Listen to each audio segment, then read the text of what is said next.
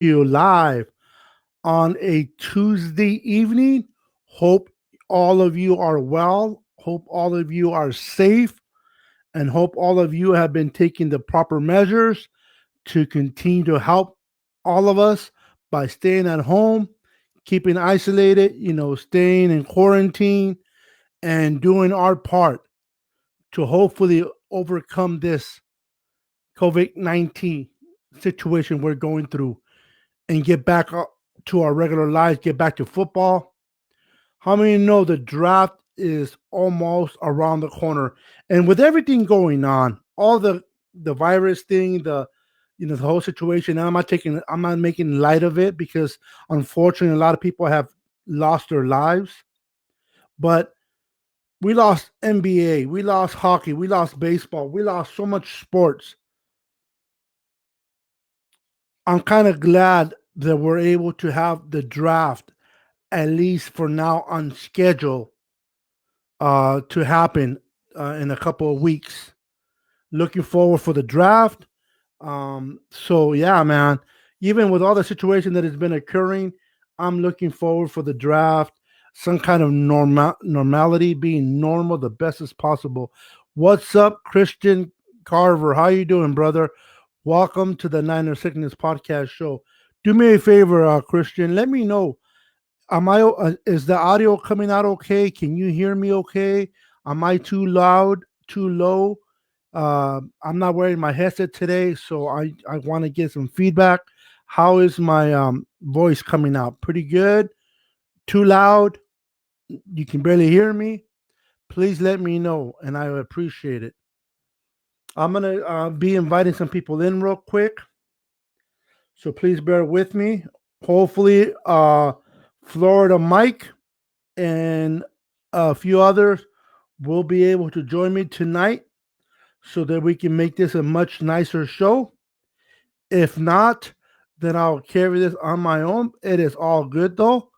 I can take care of it, but hopefully one of the guys or more than one of the guys will come and join me tonight. Yes, I can hear you. That's all that matters. Okay, but I'm not coming out too strong, too loud. I appreciate it. Let's see here. Let me just invite some more few people in here. And as you guys already probably read the title, Dante Pettis, number 18, giveaway jersey. We're giving away a Dante Pettis 18 free jersey, complimentary of Mr. Boston Hater himself. And we'll be giving that away tonight, hopefully. I see my boy, Florida Mike, step in. Let me bring him in, and let's get this show on the road. What's up? What's up, Florida Mike? How you doing, brother? How Hey, you I doing, can't hear Florida? Beto. Can you hear me? Can you hear me? I can't hear. I don't have any volume on my side. I don't know if you You can hear don't. me. I can hear you, but you can't hear me. All right, well, we're gonna have to let's see if we can bring him back in. Hopefully that'll fix the situation. Sorry about that. Hopefully we'll bring him back in, and that'll fix the situation. We're having a little bit of let's see if he can let's take care of it. What's up, Laura Mike? Can you hear me now? Hello? Can you hear me? Mike, I still can't hear. No volume. it's on your side. Turn it up. Yeah, I got my volume up. I don't know what's going on. I can't hear you though. Try something.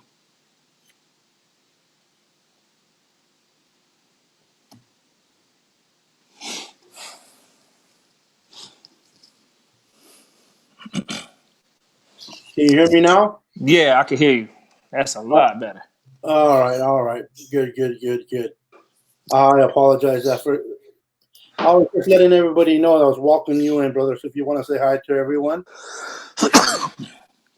Hey, what's going on, Niner Faithful? I will never go a day without wearing SF gear. So if you don't see me with a Niner cap on, I'm gonna have a jersey, a shirt, something. SF all day. Big shout out to the Orlando Niner Empire. Big shout out to the German Niner Empire. I represent both of them. And big shout out to the whole Niner Empire across the world, man. Much love to all the Niner fans. SF, stay faithful. There we go. There we go. So I was asking Christian because I'm not wearing my headset tonight, so I can't hear myself. Normally I can. How am I coming through? Am I too loud? Can you really hear me, or can you hear me okay? All right, you good with me, man. I'm good. Okay, good, good, good. All right, so let me just invite some more people in here, and we'll get to started. I'll let people know that hopefully we can give a giveaway tonight. I got a Dante Pettis number 18 jersey, ready to rock and roll, extra large. Somebody can sport it. What's up? Complimentary of Mr. Boston Hater, one of the two that I'll be giving away. I'll be giving away one tonight, depending how many people we get in here, and we'll go from there. Let me just see if I can bring some more people in here. So, how's your day so far, Mike? Man, it's pretty good, man. We just trying to make it through this little hurdle that we all got as human beings with this virus, man. But we still doing our show, still representing these red and gold 49ers. I got the gold on literally, man. The Garoppolo, baby. So you see it. So I had to go gold this year. I'm going gold again next year, man. All gold, man. We're gonna win it. That's what I'm talking about. That's what I'm talking about. You know what? Unfortunately, Facebook is weird, man. I cannot share any of these lives on any groups on Facebook other unless I am a moderator or a admin. I cannot Mm-hmm. share. So hopefully we'll get some shares going on tonight and get some people in here so that we can do a free giveaway jersey. Thomas Earl Carver says Jones Senior says, hello, brothers. Hope everyone and families are safe and healthy. What's up, brother? Welcome to the show. You look like you're someone new. If this is your first time, in behalf of myself, Niner Sickness, and my brother, SF Florida Mike, we just want to welcome you to the Niner Sickness podcast show, brother. Welcome. There he Yes, is. sir. Definitely, man. Glad to have you. Glad to have you. Appreciate you chiming in and joining. So let me just put this on here real quick. Oh, come on. Well, get me some kind of towel. There we go, join us live. Yeah, man. So we're gonna definitely talk. I put on there earlier 3 topics that I want to kind of stay on tonight, and keep it short and sweet, but direct to the topic. I was talking about. I wanted to talk about our receivers, and we'll get more depth into that. I wanted to talk about our receivers, who we have already, and who should we? Do we need to draft a number 1 really with the 13? Or don't we? Can we manage 2020 with the guys that we have on our roster now? And I want to do a breakdown of each individual that we think is going to be on the roster, and what the pros and cons of they are, what they bring to the table. So I'm going to break that down with you, Mike. And then I want to also, topic number 2, talk about our favorite game of the year. Maybe one of us will all agree on one game, or we all have our own game that we want to bring up that we like, that we enjoy the most. And topic number 3, just talk prospects that is not receiver for that 13th spot, and who will the Niners benefit of bringing in offensive tackle, a safety, a corner, and we'll be talking more about that. But before I go further, I just want to challenge each and every one of you to please support us on YouTube. Subscribe to our channel on YouTube. Hit the like button, and also hit the notification bell on YouTube. So each and every time we go live, you will be notified that we are live. You want to add anything to that, Mike? Hey, I'm ready to get this show rolling, man. Let's get it, man. And fans, I will say this. Make sure you chime in, hit that subscribe, bro. We can't emphasize that enough. Not only hit that subscribe and that like, but tell everybody around you, man. Your mama, your auntie, everybody, man. Even your ex-girlfriend and your ex-boyfriend, whoever. Tell everybody about this show, man. We trying to get this show. We doing it for the fans. We doing it for the people in the streets. We doing it for the Niner faithful, man. You know, hitting on the ground level. And we're going to give ourselves a platform, man, to represent for our Niners, baby. Let's get it. Awesome, awesome. Well, we're definitely getting viewers to come in, and that's what we want. So this is what I'm gonna. We came on live. Was it Friday? Yeah, Friday night, and we had quite a few people in here, and we decided. We talked about giving away jerseys, and because of the generosity of Boston hater Nate himself. He made it possible, and I want to make sure I give credit where credit is due. Even though I saw jerseys, Nate, the Boston hater, made this possible. So we'll possibly giving away a jersey today, 18, which is Dante Pettis, and then we'll probably give another one on another show.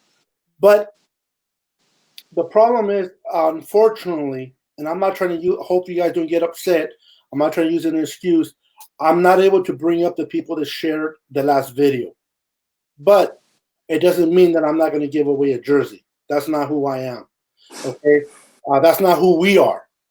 This is a show that when we say we're going to do something, we're going to do something. So what I would like to do tonight is I would like each and every one of you, if you want to participate for a jersey tonight, if you want to participate for this bad boy right here, nice home red stitched Dante Pettis extra large jersey, we're going to be giving it away for free. And the winner that wins it, I will mail it tomorrow out to you if I get your information. So the winner that wins this beautiful Dante Pettis extra large jersey by Nike. This is a Nike jersey. If that is you and you are the lucky winner, you will definitely be the one receiving a nice jersey compliment of the Niner Satanist podcast show. But this is what I need you guys to do to enter the competition to win a jersey. I need you guys to share this video. I need you guys to share the video on your timeline, not on NFL football groups, but on your personal timeline. Share the video on the timeline, add it on there, take a snap picture of it, and then send it to me on Messenger to Niner Beto. Send it to me on Messenger, and then each person that does this, I will take your name. We will put it in a hat, and then between me and Mr. Florida Mike, we will pick a name, and one of you may be the lucky winner of a brand new Nike home jersey of Dante Pettis. And a lot of you might say, well, Dante Pettis did not play to par this season, but I still believe the kid is special. I still believe he's going to do great in 2020. Do not give up on Dante Pettis, ladies and gentlemen.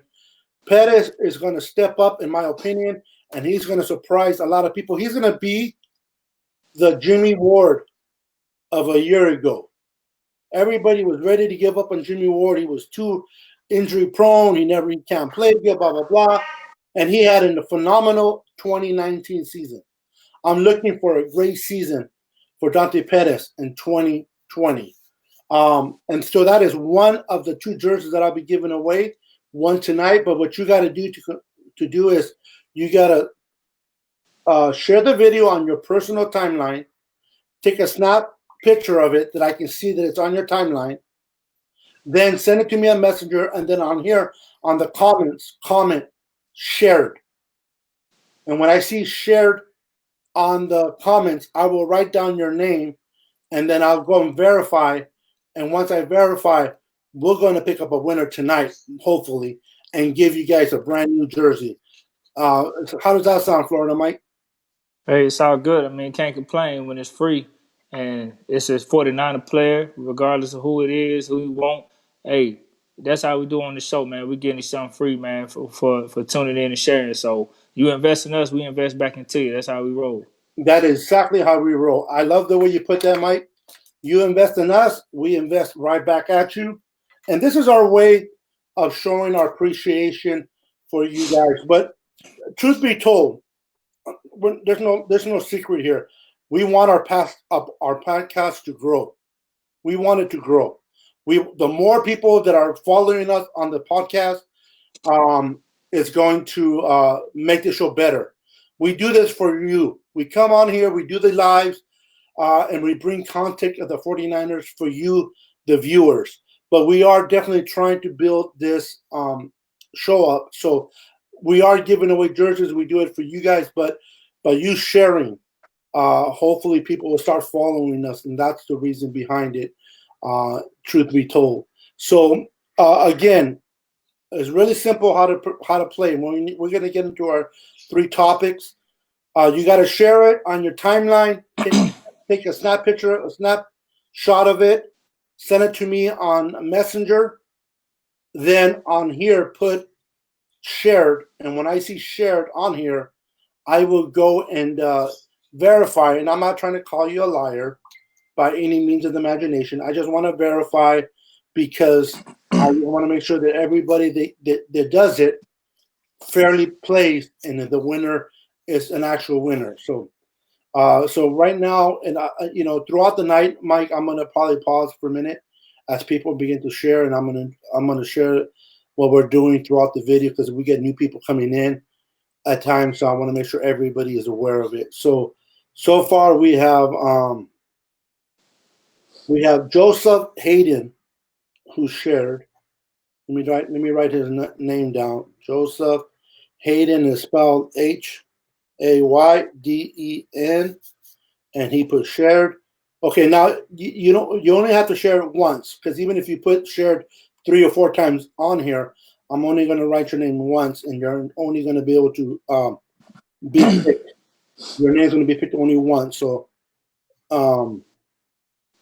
Thomas Earl Corbett Jones, senior. Wow, that's a big name there, brother. Senior, not junior, senior. Okay, so we got 2 shares so far.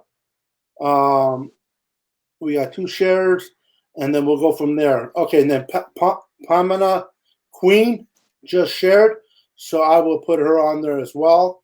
So as we're doing this, and I'm writing down the names, Florida Mike, let's go ahead and talk about the first topic of the night: wide receivers. I know everybody wants to get a wide receiver at 13. Everybody wants one of the 3 top wide receivers. We all know who these guys are. CeeDee Lamb from Oklahoma. You got Judy from Alabama, and then you also got Henry Ruggs from Alabama. 3 top tier, what the experts call the top 3 tiers up there. So everybody wants one of these players. But my question is, even though if we do draft one, I'm not going to be upset. I'll go with it.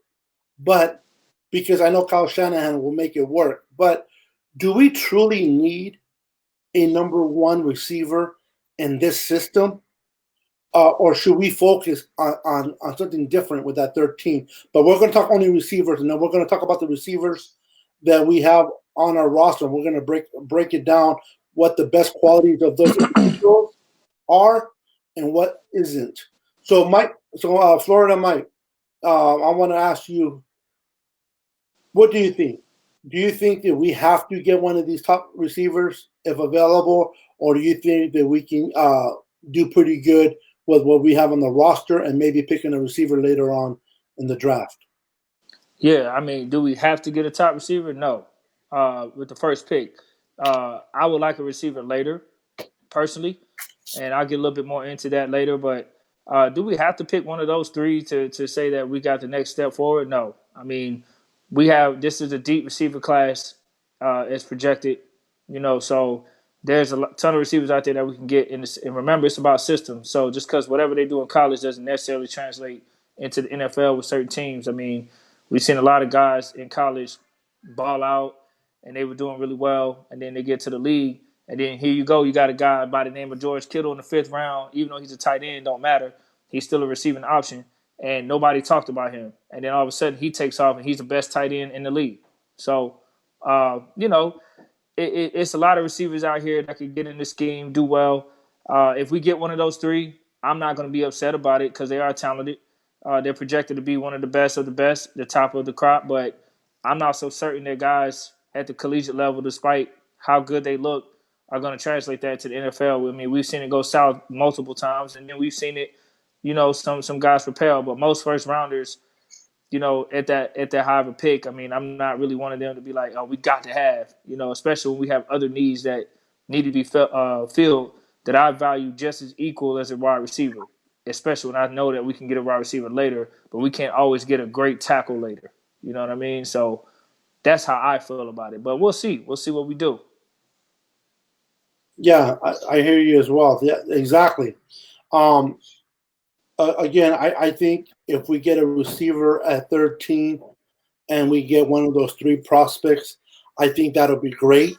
I love all three of them. I have, I have CeeDee Lamb going first. I have Ruggs second, and I have Jerry Judy third in my column of receivers. But I won't be disappointed if we don't get a receiver. I like what we have already. And I love what Debo Samuel has presented itself towards the end of the year. He has come up. He has developed into a better receiver.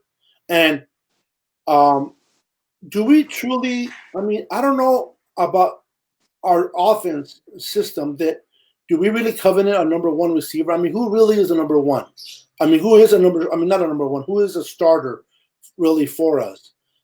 You may start the game as to being the first one out there, but you can be switched immediately after. So in my mind, there's really not a starter out there.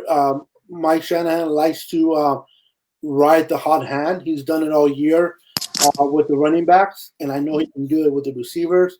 I know a lot of you hated that Emmanuel Sanders left.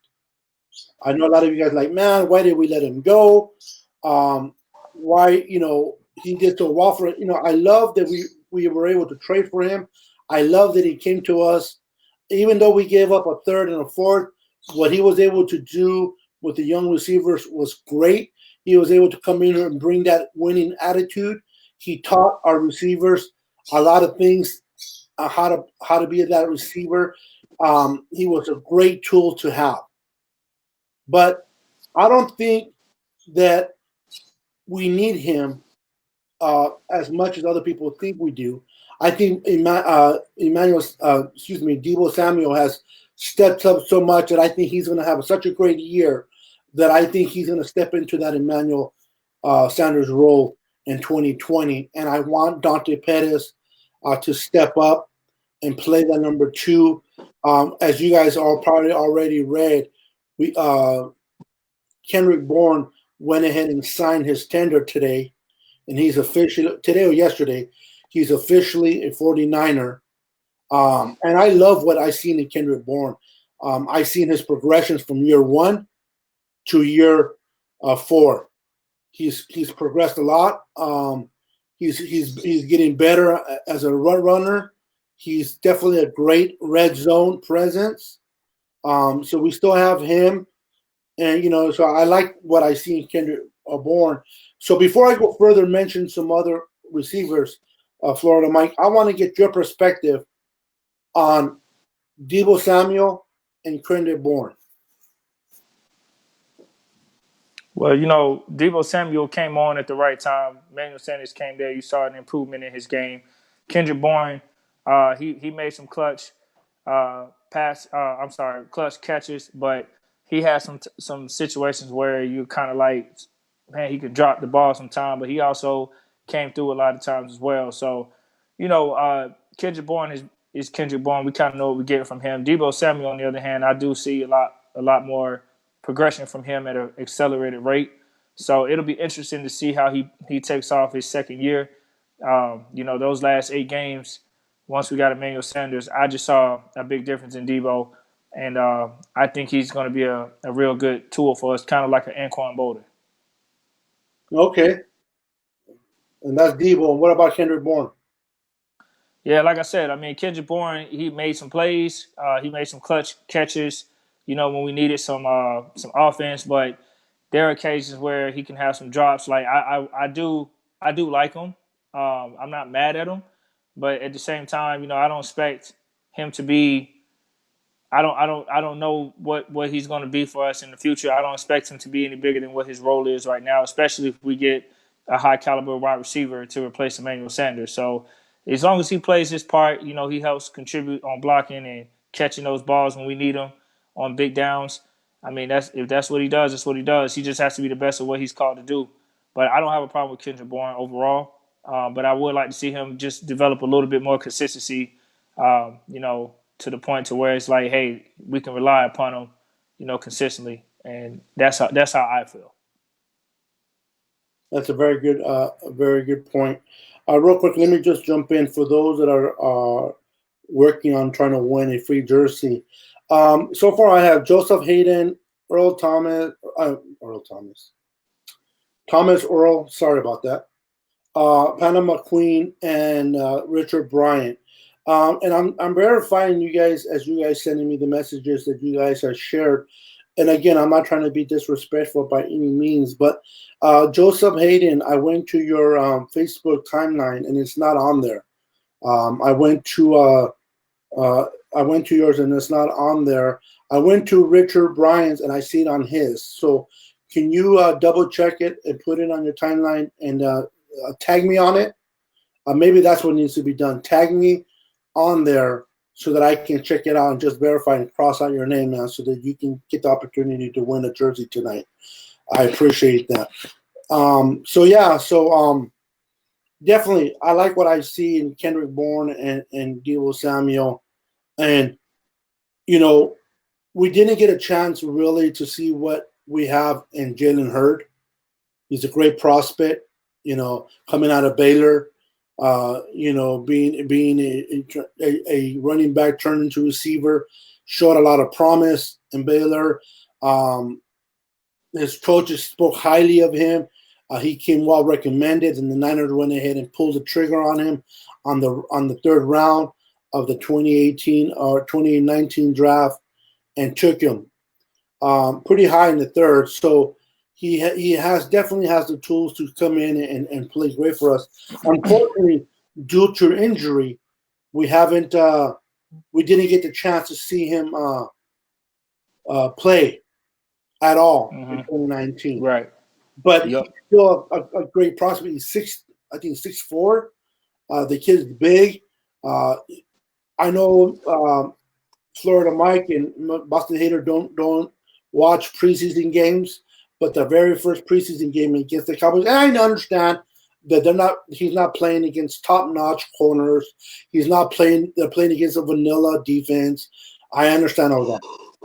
I'm clear on that.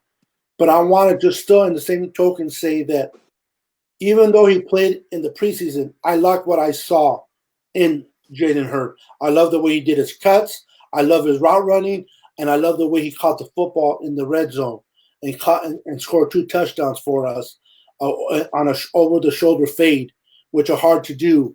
And the quarterback, I forgot who it was able just to throw it up, and he went up and got it and got a touchdown. So, again, I am very clear that it is a preseason game.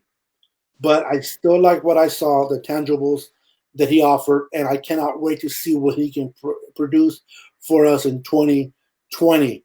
So we have Jalen Hurd. We have Trent Taylor also that we had glimpse on what he's done. Kyle Shanahan is very, very high on this kid. Likes him a lot. Obviously, he sees more of them than we do, the fan base. We're not there with him every day in, day out in training camp and through OTAs and so forth. So he likes his kid. What we've seen on the field, he's shown. Trent Taylor has shown promise. I would like to see a complete year of him underneath the belt. Those 2 guys that I mentioned. What are your thoughts, Florida Mike? Well, in addition to what you saw in the preseason, Jalen Hurd has shown what he can do. He's a very versatile athlete. He's a very physical, huge, big specimen for us. he can probably be utilized in this offense as some tight end a little bit too, man. Do a little bit of everything because he's that athletic to help, and he can help take some pressure off Kittle, especially in the red zone. So I like what I see out of Jalen Hurd. I actually got a lot of promise in him. I see a lot of promise in him, even though we don't really have a sample size for as far as the NFL. But seeing that he's a good project, seeing that we drafted him in this offense, I really think he can exceed. He plays with toughness and confidence, so that'll be key going forward because all these guys at this level have talent, but it's a matter about the work ethic and confidence that gets them in, that complements the talent they have. And as we can see with Pettis, Pettis has the talent. I know people are knocking him. They're saying things about him like they are Solomon Thomas on the other side of the ball. But with Dante Pettis, we also seen glimpses of Dante Pettis and flashes of what he can do, what he can be. And we don't know what's going on. But if he has that confidence and that work ethic, I think he actually can be a really good receiver for this football team. We saw that last year when he, before this season, when he got drafted, we saw him play against Minnesota. He caught a touchdown there to give us the striking distance, and he had the game last year against the Steelers when we struggled with that team with 5 turnovers. He caught the ball. He helped us get a lead and score. I believe. He had some good moments there too, but overall he has been inconsistent, and I think that's going to shine over the good that he brought. So Jalen Hurd, on the other hand, seems like he's going to be able to be consistent. He's going to play with that fire, and we'll see. Trent Taylor, man, he's going to be that. It's said that he's like the third down bailout for Garoppolo, So we'll see. We'll see what happens, man. I see both of them. I think a lot of Niner fans are wanting receivers so bad that they're not, because they don't know what Taylor and Hurd bring to the table. If those guys are going to bring what they're projected to bring, then the receiver hype right now might be calmer. But the fact that it's unknown and guys are looking at what these receivers bring in from the draft, I think that's why a lot of fans are wanting a receiver despite what potential Hurd and Taylor have, because they have yet to contribute. So it's a good problem to have, because at the end of the day, it's going to be a lot of competition in that receiver mix. Some guys are going to be left out of the mix, and some guys are going to make it. The strong are going to survive. That's the kind of camp we want. We want guys to come in there and have to battle and earn it. No gimmies. So we'll see what happens. I like them both. Yeah, I do too. But I think Trent Taylor and Richie James are very, very similar type of receivers. If we had to let one of those guys go, in your opinion, Florida Mike, who would you rather keep and who would you rather let go out of those two prospects? Man, that's tough because I haven't really seen Trent Taylor at all. And Richie James is like, very, very small sample size out there. So it's not like I got to see a lot of him, even though he was able to play. He wasn't really out there much, so it's kind of hard to say, man. So based on potential, based on what I'm hearing from the reports, Trent Taylor seems, like a guy that could contribute right away if healthy. But again, that has yet to be seen. So we'll see. Yep, definitely. And I definitely want to see the combination of Jaden Hurd and Deebo Samuel out on the field, our second round pick and our third round pick. I already like what I saw in Deebo Samuel. So to me, that just gives me encouragement that these scouts that we have that have been scouting these players from colleges are doing their job. I know we saw Deebo Samuel in the Senior Bowl in the 2019 year, but and they fell in love with him and they brought him in. And we all know the history. Deebo Samuel, everybody loves the kid. The kid is special, and we're looking forward on seeing more of him. And I do want to see the combination of Jalen Hurd and Deebo.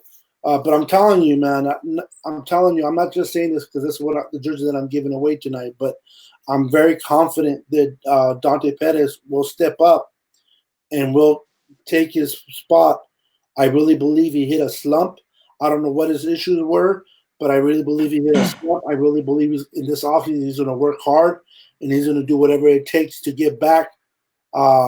Because remember, he was a high second round pick as well, and the kid Indeed. has a lot of potential. So I don't know what wall he hit, but I'm praying that whatever it is that he hit, that he's over to overcome this off season, get his mind back on track, and get his stuff together, and show Kyle Shanahan and John Lynch that listen, guys, you guys, I don't want you guys regretting taking me at number two. I hope he proves to those two gentlemen that he was worthy of the pick. And if he comes strong, the way I believe he will, him, Debo, and Jalen Hurd and Kendrick in there are going to be pretty nice. And you guys also remember we're not even mentioning because we're talking about receivers right now.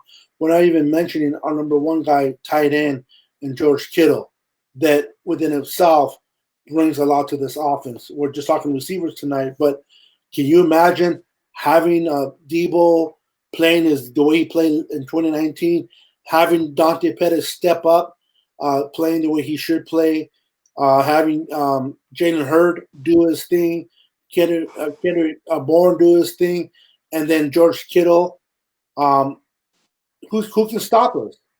And then we're not even talking about the run game tonight. And we know what we have there. You know what I mean? And we're bringing Javon McKinnon back for another year. Hopefully he stays healthy and shows that he was worth the signing him as free agent. Maybe 2020 is the year that he proves it. But with all that said, man, I'm looking forward to what we have. Now, again, I want to make sure I'm clear. If we take one of those three receivers at 13, I'm not going to be upset. I'm not going to be disappointed. But I just like the talent that we have on our roster. And I think there's other areas on our roster that needs to be filled better. And we'll talk about that later. Because, as being a third topic of tonight's show, and why we feel, and I believe me and Florida Mike agree strongly in the position that we should take at 13, and we'll break it down to you guys of why we believe that position is more necessary than a receiver, and we'll break it down then. But yeah, so we have then. So who have we left out? So we pretty much spoke about all the receivers that we have, and there are a lot of them are promised to do great for us. But I would be okay if we draft a Daniel, what's his name, Sims, in the 31st pick, or moving back from that 31st pick, accumulating a couple of picks in the second and third round, and picking up a receiver that can complement Debo there. But with that said, Florida Mike, unless you have anything more to add to the receiver part, we can move on to our second point, which is talking about games that we liked in the 2019. Yeah, man, and you said a lot of good info there. And I wanted to say earlier, I saw a comment, man. Big shout out to our fans. We're gonna hit these comments up too, man. Keep our fans engaged. So we're gonna Yes. definitely, get them comments going. But I saw a comment earlier about we don't need a number one receiver, and this is what's interesting. We have two groups of fans. We have one group of fans that are stuck on the Jerry Rice, the Terrell Owens number one guys. Then we have another group of fans that are like, look, we don't need a number one wide receiver to win a Super Bowl, because if you look at the last 30 Super Bowls, for example, not many of them had a number one. They had multiple guys contribute. So there's a lot of people that can say, hey, in the last 30 Super Bowls, you might have had 5 or 6 teams at the most with the number one receiver, if you will. Like, when we say number one, let's be clear. Number one is like that guy, like a Jerry Rice caliber or a Michael Irvin caliber, something of that caliber to win Super Bowls. Most of these teams have good players, a combination of good players. I remember somebody brought up my attention about the Giants, for example, how they had, number one. But if you look at that team that won, they had multiple receivers out there. You know what I mean? So it's not like they had one guy. They still had multiple receivers. And that can be said with most Super Bowl teams. The Rams had Isaac Bruce, who was the number one. Of course, we had Jerry Rice. But, yeah, I mean, it's not a lot of teams with that type of guy. So do we have to have a number one? No. Could we get a number one? that has yet to be determined because the reality is these guys are coming out of college. We don't know what they're going to transition to, but if they do come out like a Julio Jones, we know Kyle Shanahan knows how to maneuver the system to still incorporate his offense. But we'll see. We'll see what we do, man. But yeah, that's all I got to say about the receivers. Okay. Yeah, I hear you, man. I hear you. So I'm looking forward to what happens this offseason. I just want to have a season, man. I just want to be able to have a football season now. I'm not taking lightly to the situation that we're going through because unfortunately people have lost their lives. So I'm not saying that football is priority. I'm not saying football is first. All I'm saying is I just want to get some of the normality back to us, and I would love for football to be played if it's safe to do so. If not, then we'll go from there. But I'm looking forward for a great 2020 season. We kept the majority of our guys on the roster, and we're definitely making the right decisions to make our team better. And our window of Super Bowl window opportunity is still wide open, and we have a great shot. And I believe that with the receivers that we have, we'll be fine. If we add an extra receiver, that's great. But I want to see what takes place in the draft. Um, but with all that said, and I want to second what Florida Mike said to the viewers. You guys make this show. We appreciate each and every one of you watching this show with us tonight. We come on here for you guys to bring in depth information about our 49ers, to bring you guys information on what's going on, and just to come and talk with you guys, make it a family uh, orientation where we come in here as a family. We just talk with one another and we talk about our favorite topic that we all like. The reason why you're watching this show is not to watch us, but it's because you love your 49ers as much as we do. So we have that in common. That's what we come on here to do. Uh, and support our team. What up? What player is that, brother? Oh, it's Jimmy. Oh, Garoppolo, baby, Garoppolo. Yeah, I can't Yeah, see the you comment. know. Hey, you already know. Hold up. Get this chair back. You already know, man. Can you see it? Yeah, Hold yeah. up. I see your fan. I got the headset on. Hold on. There you go. Hold on. We see it. We see it.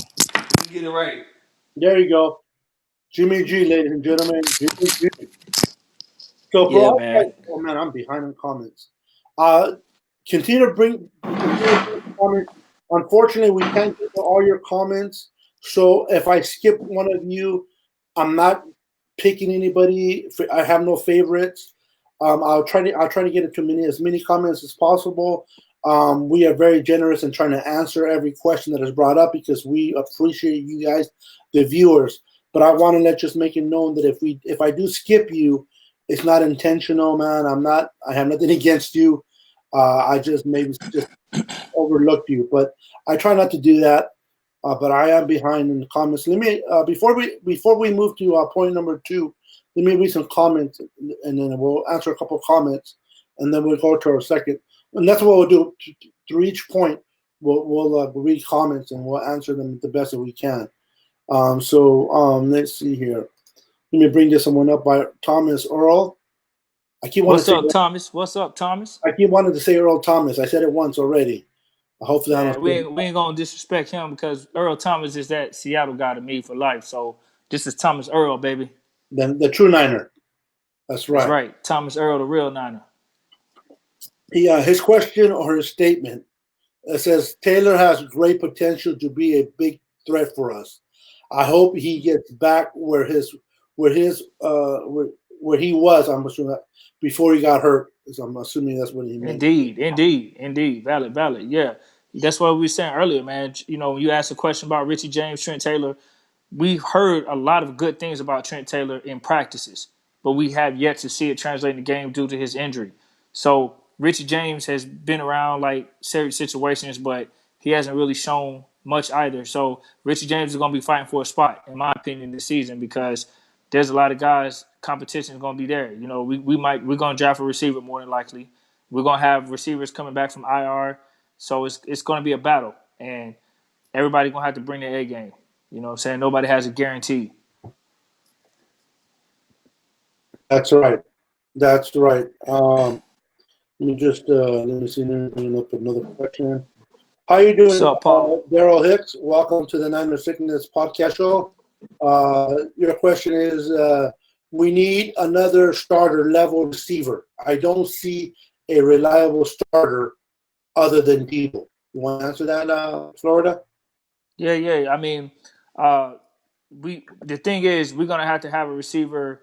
We're looking for a production like Emmanuel Sanders because that's obviously what we're lacking at this point right now. However, we have to be mindful. We did not see Jalen Hurd or Trent Taylor yet. We have not seen the next year of evolution of the receivers that we have. And many people, like you said, Beto, are giving up on Dante Pettis. I know that Dante Pettis has been inconsistent, but at the end of the day, he might bounce back. We don't know. Stranger things have happened. You know, there are a lot of guys who come into this league green and then they don't. I remember when Witherspoon on his side of the ball, his first year, he looked similar, real inconsistent. And then before he got injured this past season, everybody was like, man, he's improved. He's improved. Then when he got hurt, they was back down on him again because Mosley came in and gave him some competition. So we don't know what happens. You know, there might be a sophomore slump with some of these other guys. We don't know. Pettis might rise to the occasion, and I'm hoping he does. You know what I mean? Because he's a 49er. I want to see all our guys do well. So we'll see. But yeah, we definitely can use another receiver. I'm not against having a receiver. Me personally, I'd rather have another tight end over a receiver. That's just me. But I don't mind another receiver. Yeah, I hear you. I wouldn't mind either. Like I said, if we take a Jerry Judy, a CeeDee Lamb, a Henry Ruggs, I would love to see what possibly Kyle Shanahan can do with an individual like that. We all know Jerry Judy is a phenomenal route runner. Um, he's a great. He kind of reminds me a lot watching him play. He's great after the catch. Henry Ruggs is a burner, man. That kid is special. He is fast, and the his whole season with Alabama, he only dropped the ball only once. That's pretty Wow, good, man. He has great it is hands. good. Um, the not on Jerry Judy that he has multiple drops. Now that can be something that can be addressed and taken care of. Obviously, it's a mental thing that can be worked on, but I like that. And then CeeDee Lamb is just more of a. I like him because he's more of a bigger physical receiver. He's a big Mm-hmm. body receiver, but we have that in Jalen Hurd. So you know, only Kyle Shanahan truly knows, obviously, and John Lynch know what they're going to do. But regardless of what they do, Niner faithful, understand this. To me, they have not steered us wrong. Yes, a couple of players have not worked out. Yes, the Solomon Thomas is still a question mark, but we were able to move down and we were able to get another player that is on. That I think we were able to get Kittle in that fifth round because of him, if I'm not mistaken, um, because of that trade. And then we got Reuben Foster, and I'm not going to stay on that topic too long, but and those two guys so far, Reuben Foster definitely did not work out. And Solomon Thomas, I don't know. Hopefully, something happens in 2020 that changes our perspective of him. But that was the first year of Kyle Shanahan and John Lynch coming into the Niners organization. After that, and they took Kittle. After that, we got Debo Samuel. We got Dre Greenlaw. We have picked. We have Harris. We have taken some very good players, and we have brought in some undrafted free agents as well that have worked out for us. So keep that in mind. That if we pick at 13 and it doesn't happen to be the player that you want, understand that they're picking the best player for the team to make it better. We're not always going to hit the lottery, and what I mean by that is individual lottery. We're never going to get a player that we want personally, but we have to keep in mind that the team is doing what's best for the team. So keep that in perspective. But so if we get one of those three receivers, I'm okay with that too, Florida Mike. But I think there's just more pressing needs in that uh, offense that is not a receiver. So, real quick, let me see here. We have Ross Rodriguez. Welcome to the Niner Sickness Podcast Show. How you doing? His question is or comment or statement is: people are forgetting about our receiver Sean Pendexter, who has size and speed. Tore his ACI last year. It is a super talented.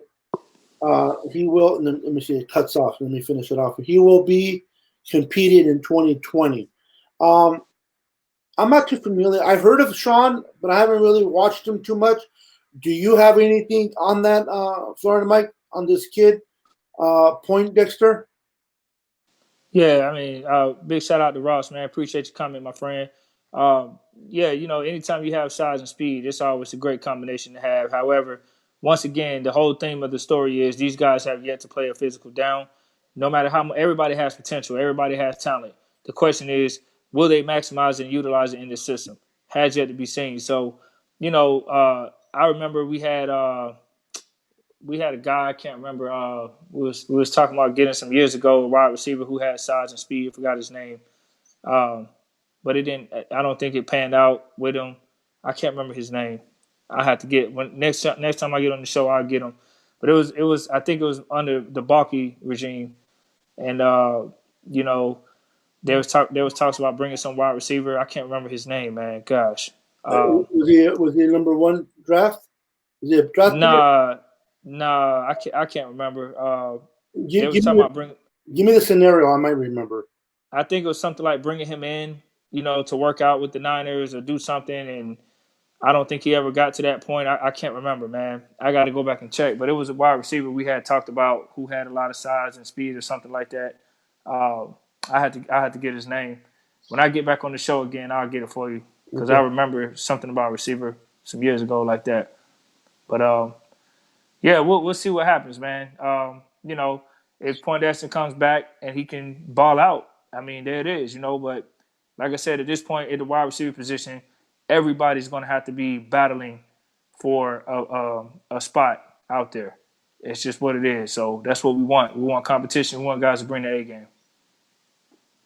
Yes, we do. Real quick, since we have quite a few people in here right now, I just want to remind everyone that we're doing a Dante Pettis free giveaway jersey tonight. Um, all we require you to do is to share the video on your timeline, share it on your timeline, and tag me on it. Share it. It's scrolling down the screen. You can read it, but share our live on your timeline. Tag me on it. Once I see that I'm tagged and I see that it's on your timeline, I will write your name down as I've done here. And tonight we will pick a winner, and that winner will win a 49er Dante Pettis jersey, and I will be sending it out first thing tomorrow.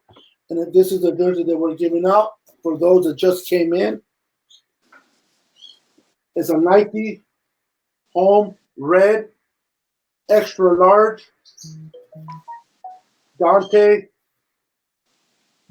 Pettis. Dante Pettis, number 18. Beautiful jersey, extra large. Uh, and one of you tonight will be the winner. But you have to share the video on your timeline, tag me on it, and then write share on the comment so that I can write your name down. But how I will, if I miss your share name here, at least if you tag me, I know that I can write your name down. And then send me a snap picture, take a snapshot, and send it to me on Messenger. And you will be entered into winning a free jersey tonight. So with that said, let me read a couple more questions, and we'll move on to our second point. Daryl Hicks says Jimmy G has got to work on that deep ball and cut down on those turnovers to take the next step. What's your thoughts on that, Florida Mike? Yeah, I mean Garoppolo. For me, I like what he's doing. I think he'll have a major improvement based on the offensive line play because remember we had a lot of games this season where Garoppolo had to play without his starting O lineman and without some other blockers around him. Like Kittle was out, who, the blocking game took a dip with him out. Juszczyk was out. The blocking game took a dip with him out, and other offensive linemen. So we don't have before Emmanuel Sanders came, we didn't really have like the deep threat, if you will. Marquise Goodwin was supposed to be that guy, but you saw what happened with that. So, I mean, for me, it's kind of hard to say him working on the deep ball when we don't really have that guy to go deep. You know what I mean? And we had some injuries up front. So in fairness, while it looks like he has to work on the deep ball, I think I think I would like to see those other areas improved. Getting a deep threat guy, getting some better quality offensive line pass blocking before I could say, yeah, he needs to work on the deep ball for me. Um, he had to work with what he had to work with. So yeah, he definitely can make improvement as a quarterback, of course. But I'm pleased with him. I love our quarterback. I ain't got this jersey on for no reason, and I'm riding with my man Garoppolo. I'm rocking with him. Yeah, I hear you. And it's I don't know how many of you guys follow what's his whole name? Grant, Iggy Grant or Grant Iggy, whatever his name. He writes for the Niner Chronicle. I follow him on Twitter. I don't even know why I follow, but he's such a hater of Jimmy Garoppolo, and I don't understand why um, people are just hating on Garoppolo. Um, People need to continue to remember that even though he's been in the league for 6 years now, 7 years, he's only started his first full season in the 2019, and he took us all the way to the Super Bowl. Yes, granted, we didn't win it, but we were 7 minutes away of winning our sixth Super Bowl with Jimmy Garoppolo. So it's mind boggling to me how people want to bring in a Tom Brady or want to bring in a Cam Newton into this very hard to learn offensive system where Garoppolo has learned it, is well aware of it, and is playing great. He's only getting better. Yes, he overthrew Emmanuel Sanders towards the end of the game, which would have won the game, and that would have been a signature pass and catch between those two cats. But it didn't happen. And I love what Emmanuel Sanders says. It wasn't our time. It wasn't their time for that play to happen. They practiced that quite a bit in practice. They hit it on stride. They just did not hit it there. It wasn't meant to be.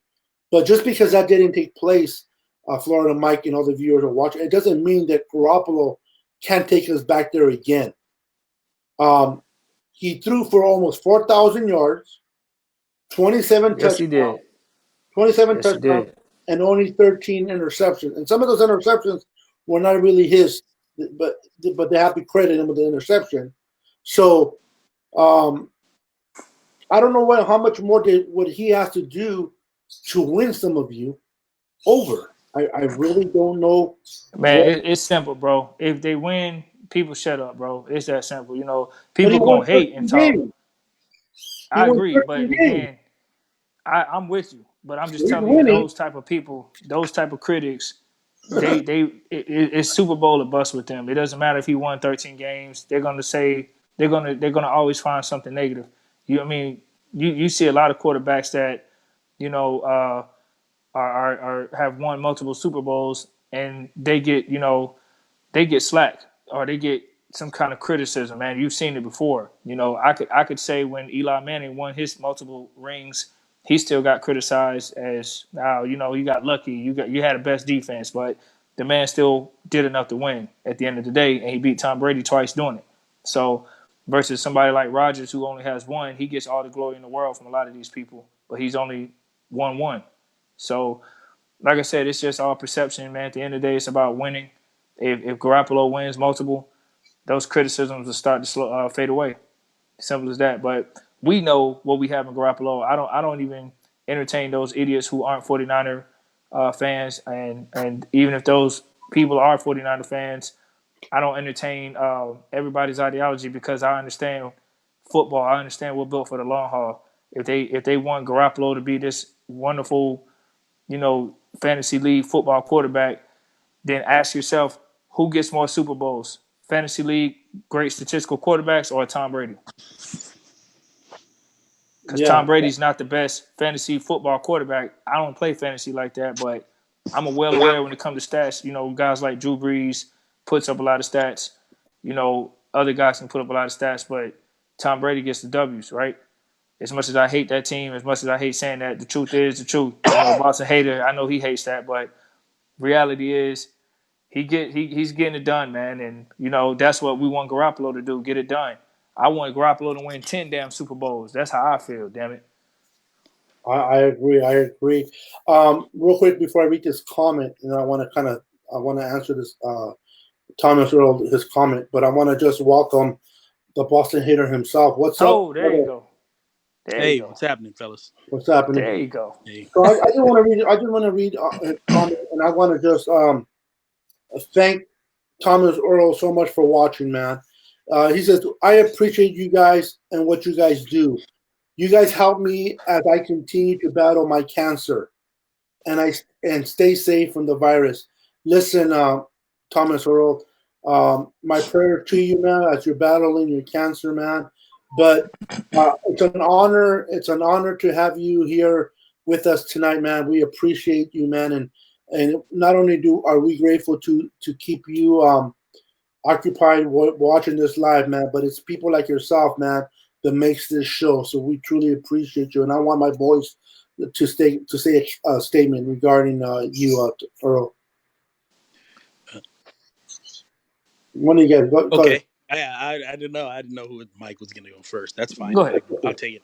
Yeah. Yeah, Thomas. We appreciate that, and moreover, I want you to stay safe from that virus because you know what, you having that weakens your immune system, and it can be far more detrimental to you as well. So you make sure you take good care of yourself too. And it is a pleasure to have you on this show. Uh, it is a pleasure to you know get a wonderful thing saying that we help. I don't feel like I help, but if you say I do, I appreciate it and I thank you very much from the bottom of my heart. Yeah, man, I concur with my bros, man. Thomas, the prayers, you know, when people say, man, I'm going to pray for you, they say that, but do they even really do it? Like, I'm actually going to really, really pray for you after this show's over. I'm going to go get off this phone, get on my knees humbly, and ask for you to be healed. I had a friend, man, 2 days ago. I'll share this with everybody since we talking, man, real talk. I had a friend that passed away from cancer literally 2 days ago. So it was challenging, man, you know, but at the end of the day, man, there are a lot of people who beat cancer. And we're gonna claim that victory in Thomas' name, man, that he beat it and that he comes back healed and that maybe we can, you know, give him a Niner jersey for what he's done, man. We can all come together and give him one just because he's trying to overcome that, make him smile, you know what I mean? Yes, yes, most definitely, man. And again, we appreciate you being here, and I apologize for screwing up your name.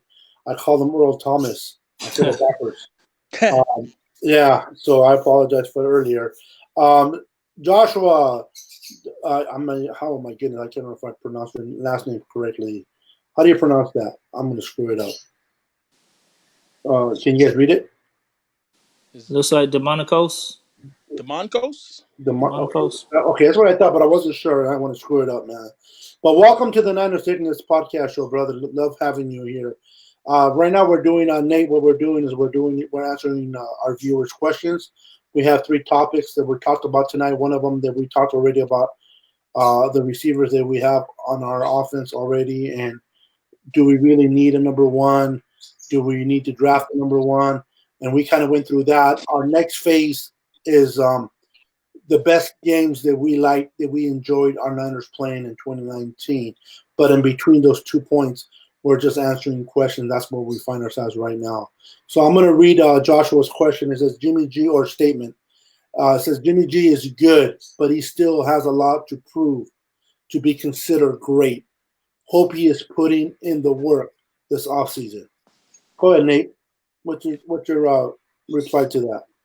Well, I mean, I don't know of anybody that's ever played one full season in their career that would be considered great. So, you know, yeah, I agree with the fact that he does have to prove. Anybody in his shoes would have a lot to prove. And yeah, I hope like hell he's putting in the work because I want greatness from him. He's got the ability to be one of the greats. Um, let's just hope that it all pans out because you cannot be a great quarterback without great complementary parts. It just doesn't exist. You got to have a good team around you. It doesn't have to be a great team, but it's got to be a good team. I agree. What about you, Florida Mike? All I know is, man, when we get to this next point, I want to see what everybody got to say because I'm really, really interested to see what's going to be the feedback. So I agree with the comment, by the way. You know, we said that. I think somebody else kind of alluded to that about Garoppolo when they were talking about the deep ball earlier, and I responded to that. So same feeling, you know. We definitely want to see improvement in that. However, we also need to be aware of what we have here. We're 13-3 this season with him. Went to the Super Bowl in his first year. I see him getting better. I don't see him getting worse. You know, so I'm ready for it. We're going back to the Super Bowl next year. We stay healthy. We'll be back. We have a really good chance of getting back. Love it. Love it. Yes, we do. Eric Cordova, welcome to the Niners Fitness Podcast Show. We appreciate you, brother. If you guys want to go ahead and read this, one of you guys, what I'll do is I'll have Nate read the comment, and then you can answer it, and then we'll bring another comment, and I'll have Florida might do it, so we can move. Yeah, man. Let's get that topic going, Beto, because I know these fans gonna eat this next one up, man. That's why I'm trying to move it faster this way. So go ahead, Nate, read it, and then answer it, brother. Legit at the beginning of the season, no one expect to end up the way we did. I'm assuming that what he's saying is we started off strong from the beginning and the end result was much better than than what people expected. Absolutely. Yeah, without question. Agreed, indeed. You know, and we fell a little short of what, our ultimate goal was, which is our ultimate goal every year. But hey, you win some, you lose some. What can you say? Hey, we're 5-2 overall. I mean, there's other teams who don't have any. Then there's other teams that are worse record than we are. So 5-2, I'll take it, man. We're on the road for surpassing these Steelers. That's what I know. If we keep going in this direction, I believe we can get multiple Super Bowls out of Garoppolo and hopefully have the most in the NFL. I agree as well. Let me bring a question up for you, Mr. Florida Mike, and you can read it, and then we can move on. Let's get it. Let me find a good one here. We take them off the rip, man. No script here, man. That's why you don't need to watch some shows. Come to the real football right here, baby. That's right. This is I was talking to you about. Okay, here we go. See if you can. Hopefully, it all comes up. Oh, actually, no, that's not a. Oh no, he's praying for Thomas Earl. So that's a. Yeah, appreciate that, Ross. Most definitely. If I can't find any more, then we'll move on to our second segment. Definitely. Yeah, this is gonna get the people, I think, lit, man. I want to see what the fans got to say. Okay, so Jaden, go ahead and read Jaden's question now, Florida, and then we'll move on. We'll move on to our second point. It looks more like a statement. That's right. Need to provide protection for the QB. Yeah, when we get to that next topic, man, after this one, we definitely gonna hit that. But I agree with you, Hayden. Perfect. Okay, ladies and gentlemen. So continue to bring in your questions, and we'll definitely answer them the best we can. We appreciate we appreciate each and every one of you. Again, just before we move on to the second statement, we are giving away a jersey tonight. So what you got to do is you got to share this live on your timeline, take a snapshot of it, send it to my messenger, and then put on it, tag me on it, and then put on here that you shared it. And then before the show's over tonight, there'll be a lucky winner, most definitely. Thought there were two, Beto. They are, but we're doing one tonight. We're going to do it on the next show, the next one. Okay. But yeah, definitely two of them. Yeah, the whole purpose is we're trying to build up our fan base. So we're definitely, but there's two going. There might be three. I might just throw in the third one myself. So stay tuned for that. Keep this party going. So as we move on, we're going to move on to point two of our night, and so that is pretty much we're going to talk individually. We're going to talk about the best game that we think was. Well, you know what, Florida Mike, I apologize. This was your idea. Why don't you explain it? Yeah, no problem. So we all had a 13-3 season. This is not the postseason. This is only the regular season. You know, from the first week to the last week. Out of all the games we played, I'm just curious for the Niner faithful, what is the most exciting slash best game that you watched this year? Only one. We can't have multiple. Only pick one because there's so many games that we can choose. I just want to know what the majority of the fans for fun think was the most exciting slash best game that San Francisco played this year. And I want to hear from the fans too, man. So make sure y'all chime in. Put the game that you feel was best. Definitely. As we wait for our fan base to begin to answer that, Make sure go, y'all still up, man. go ahead, Nate. What was your favorite game of the season? That's hard. Yeah, it is a hard question Yeah, because I because got two, man. I got two, but I got to pick I one. got man. The easy answer for me was the 13 we won, and the worst ones were the 3 we lost. Of course, of course. Yeah, Only very Boston hater would get speculative. away with that one.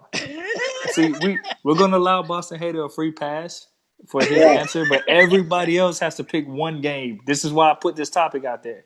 there See, we my go. man, yeah, look, we got Cordova saying the Saints. All right. Yeah. So also explain why do you feel the Saints game, which is was one of my two games. I agree, the Saints. But why do you feel the Saints was the best? I want to know why as well. So Seattle. Seattle. yeah, see, I'm gonna be honest. The two popular most picks would be the last game Yeah, in Seattle when we beat have to Seattle be to win the Seattle. division, or New Orleans when we beat New Orleans. You know what I mean? Those are the two most common picks. But I want to know what is everybody's favorite for the most part. What's the majority's favorite? Yeah, mine's Seattle, without a doubt. You, I Seattle can tell got you it. what it's going to be this year. New England. Yeah, Without a doubt. yeah, Hey, Jim, yeah. welcome to the Monahan. Welcome to the Niner Sickness Podcast Show. He is another one that says Saints versus Nine. So we have two Saints so far. Yeah, Two Saints to one people love Seattle. points. I can see that one being the one that kind of stands out. Oh, here we go. Here we go. We have Will. Oh, there's a good one. How you Yeah, doing? Welcome to the yeah. Niner Now Sickness see, Podcast Show. Go ahead. Will, my man. Will got the perfect name. Will, my man. There you go. See, I'm gonna be honest with you. What Will just said That one shows crossed my me. mind. See, Will is proving what I believe is true. Most fans are gonna say the games that came down to the wire that we prevail, right? Which is not a bad thing. New Orleans, Seattle, but the game against the Steelers, I was going to say honestly, out of the two games that I like the most, that's the most intriguing one to me because I agree with what Will said. I'm Because picking we a game played that like most people trash. because we play like the difference is we didn't have an exciting game. I felt I like seeing us who we really are in adversity because when we were against New Orleans, we had adversity, but we performed. No, not a problem. We was in adversity with Seattle because both of them were on the road.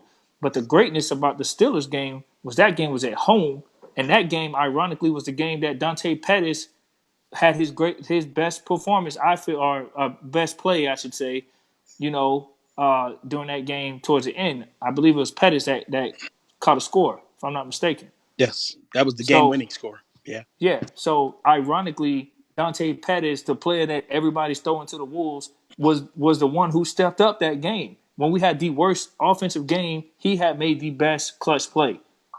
So the Steelers would be my favorite game of the season, despite how much I love New Orleans and Seattle beating Seattle.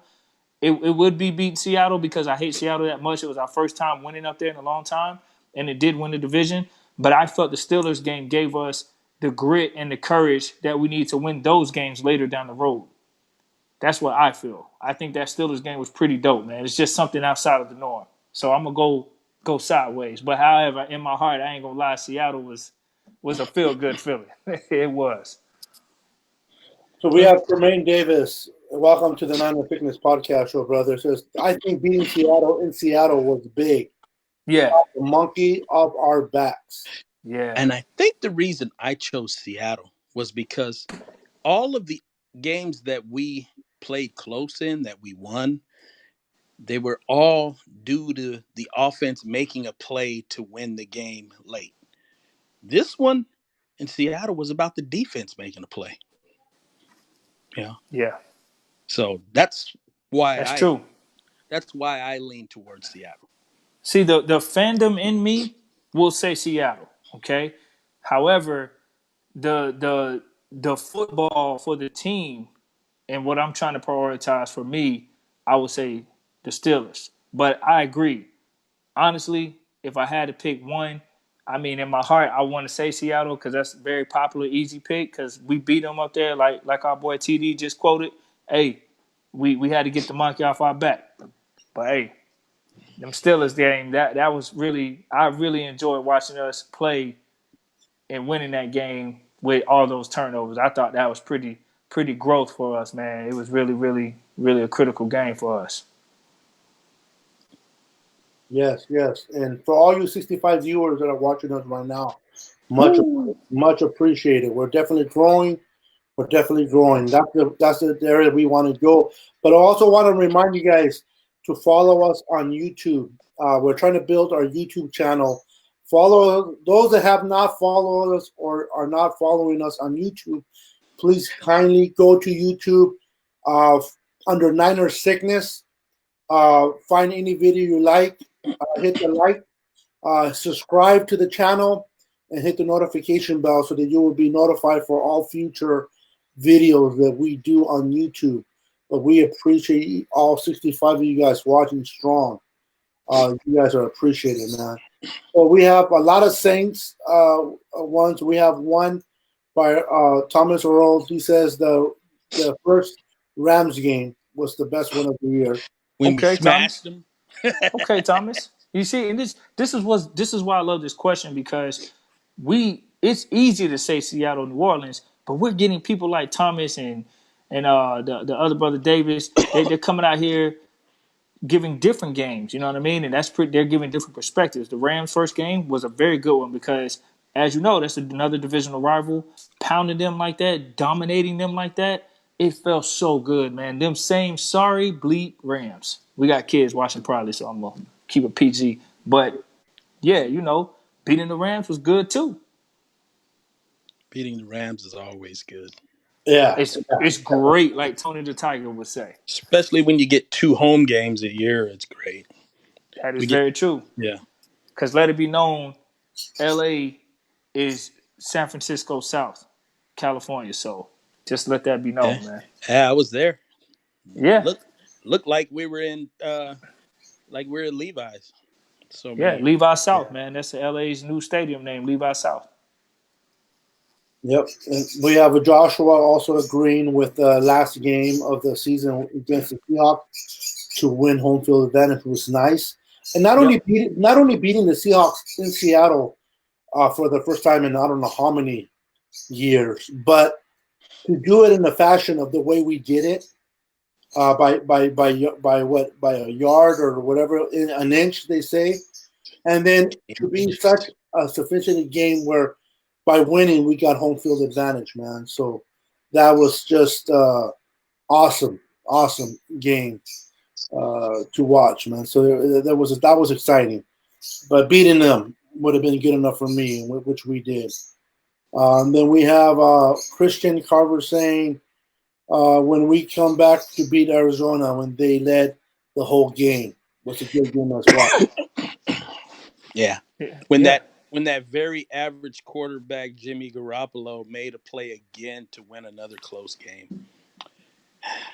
Now, I'm not quite sure what Cordova is saying. He's grabbed his nuts and make those big throws everyone was begging him to show. It's referring to Jimmy. He's Okay. probably talking about the New Orleans game. I don't. There's a couple games that Amongst he had like that. others. I Yeah, mean, Seattle, Okay. there's a list of them. Arizona. Yeah, there's a Yeah. lot of games. I mean, but I would think maybe he's talking about New Orleans game because he slung at that game, man. I mean, he did his thing. Did it there, did it against Arizona. He did. Seattle last game of the season. Seattle. Yeah. We beat Carolina down. Yeah. He kind of showed up for that one. That one felt like one of them playoff games. Keep handing it to the running backs and watch him just abuse. Yep, I enjoyed it. Beautiful questions, man. We appreciate it.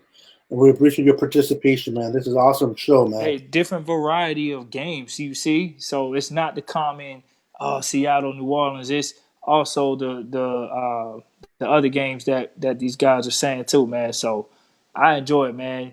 I love it. I love it. Yes. Cordova, the Saints was his favorite because we saw Jimmy finally come into his own. Yeah, I figured he was talking about the Saints. Yeah. Let's see here. Mr. Thomas showed at the beginning of the heart of the team. He's referring to Pittsburgh. Oh, okay. Yeah. Yeah. Gotcha. Yeah. And then we See, have for me, it's a tie. Pittsburgh, Seattle is a tie, man. That New Orleans is a strong runner-up, though. And then we have our viewer with a hella cool name, Will, my man. Love it, My man. My man. I'm not even saying that. I'm saying the Mexican version. It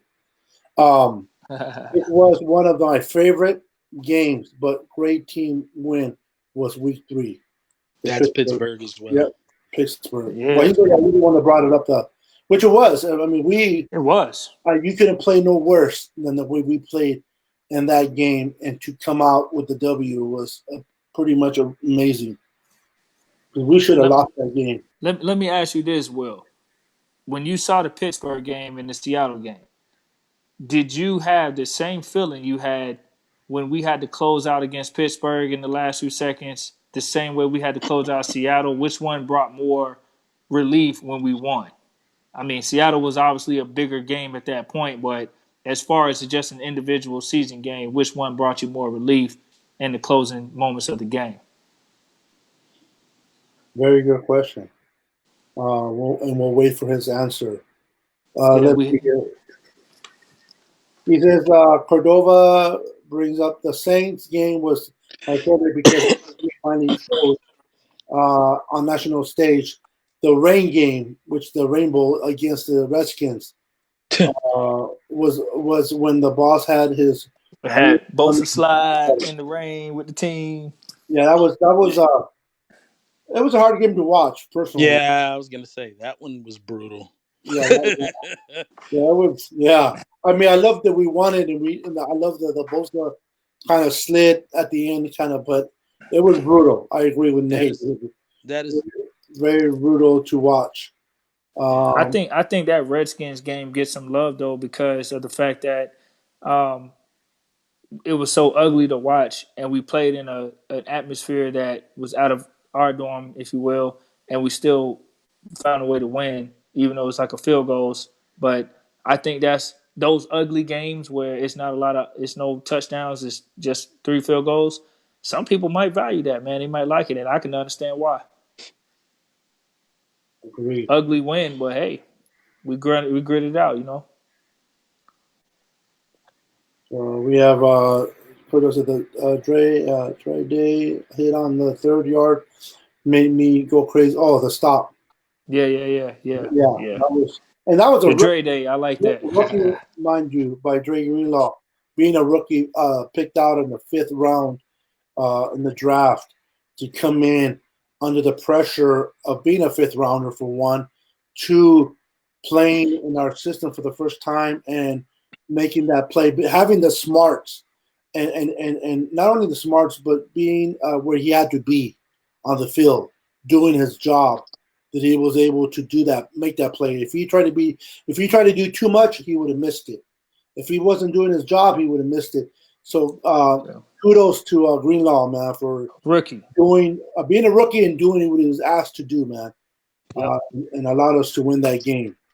That was seeing the fan base around the stadium just go I loved it. I'm sorry, Seahawks fans, but I seen you guys gloat. I'm not sorry. I seen them gloat way too many times. It was nice to see them for once put their heads down. I ain't sorry. I don't regret none of it. I love seeing Seattle down. I was trying to be polite, but I hear you. I ain't being polite. They wasn't polite when they threw Skittles at Bowman.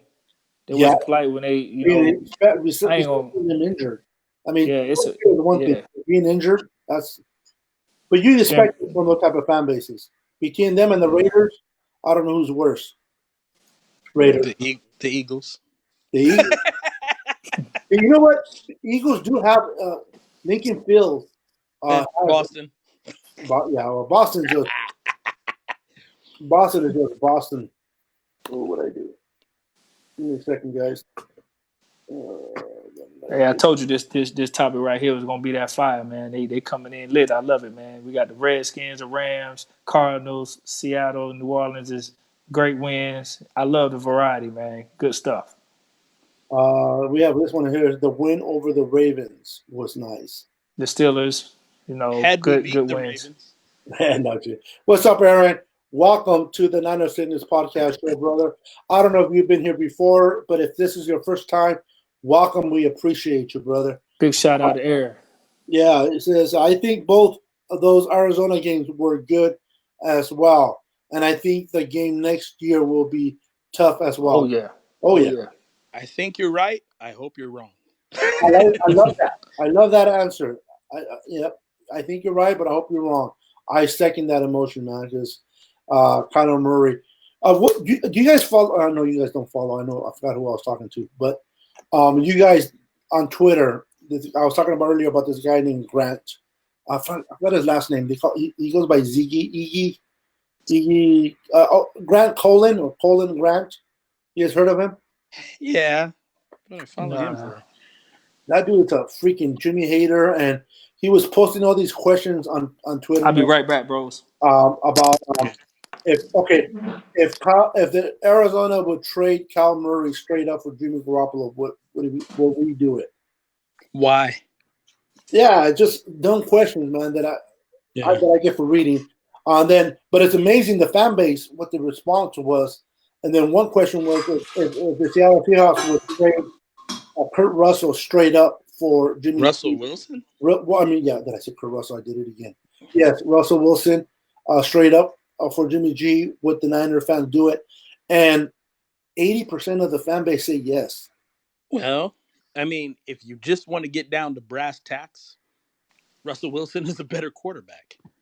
So I can understand what they're saying, but,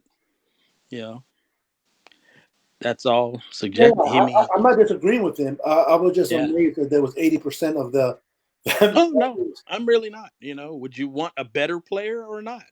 I mean, back when we're a hard one. It's like somebody asking, "Do you want a wife? Do you want a wife that is prettier than yours?" You want to say yes if your wife isn't pretty, but you don't want to say yes because you don't want your. But here's the thing: you're talking about a wife, and you're talking about that kind of commitment. You know what? A player comes, a player goes. That's the bottom line. Talk to those that have been married 3 times or 4 times. Yeah, get lost. If you can upgrade and you can do it without hurting team chemistry and all that, that's where you can't really mess with Jimmy right now. That team is 100% behind him. If they do something like that, they can lose the locker room. Easy. So absolutely. So who wants to win a jersey? I want to see responses. Who wants to win a jersey? We have quite a few people out there. But yeah, I agree. Russell Wilson right now, today, is a better quarterback than Jimmy G. I know a lot of Niners fans don't want to. They're too loyal to Jimmy and the Niners, and I understand that. And I can respect that. But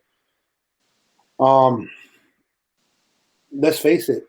If Russell Wilson, I wouldn't even go there. I was going to say Russell Wilson was playing the Super Bowl, we would have won it, but that's a whole different thing. I don't know that to be true. Yeah, exactly. That's why I kind of stopped. He, as short as he is, he probably gets those passes batted down as well. Yeah, I don't know. But would he overthrown Emmanuel towards the end to win it? Maybe. Who knows? That's the $1 million question, right? Yeah, no, it's not really $1 million question. We'll never know. What's up, Miranda? How you doing? Enjoy. How you doing? Welcome to the Niner Sickness Podcast. What is it? The best two games I watched was the Saints, which I was there, and the Seahawks this season. All right, on. So tell me, how was that stadium? Was it really loud, as people Saints say game. it was, or I heard you couldn't even hear yourself if you were standing next to somebody, you couldn't even hear them talk to you. That's how loud it was Hmm. in that stadium. So that's interesting. Hopefully, Mr. Florida Mike did not fall asleep on us. Um, Yeah. we have what do we have? Cordova says here. It says, "Sorry, I'll watch in multiple comments. Try to pack everything in one." Okay, got you.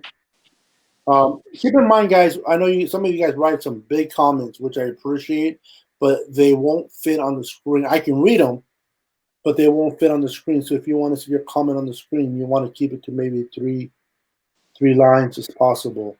Otherwise, it won't fit and it gets cut off. Like I'll use this one as an example. We started reading Brandon's comment, and it gets. I can finish it off, but it gets cut off for you guys that are watching. It says the Niners made a bunch uh, of teams give up once we waxed them. Seemed like the Panthers gave up. I don't even know if the win they have. Now I got to move over here. Where was it? I should have read it from this guy. I gave up. I don't know if the win we have after we would have crushed them. The Rams didn't look the same after the Green Bay realized. I'm sorry. You guys are typing so fast that it just went off the screen. So I didn't read it fast enough. Sorry.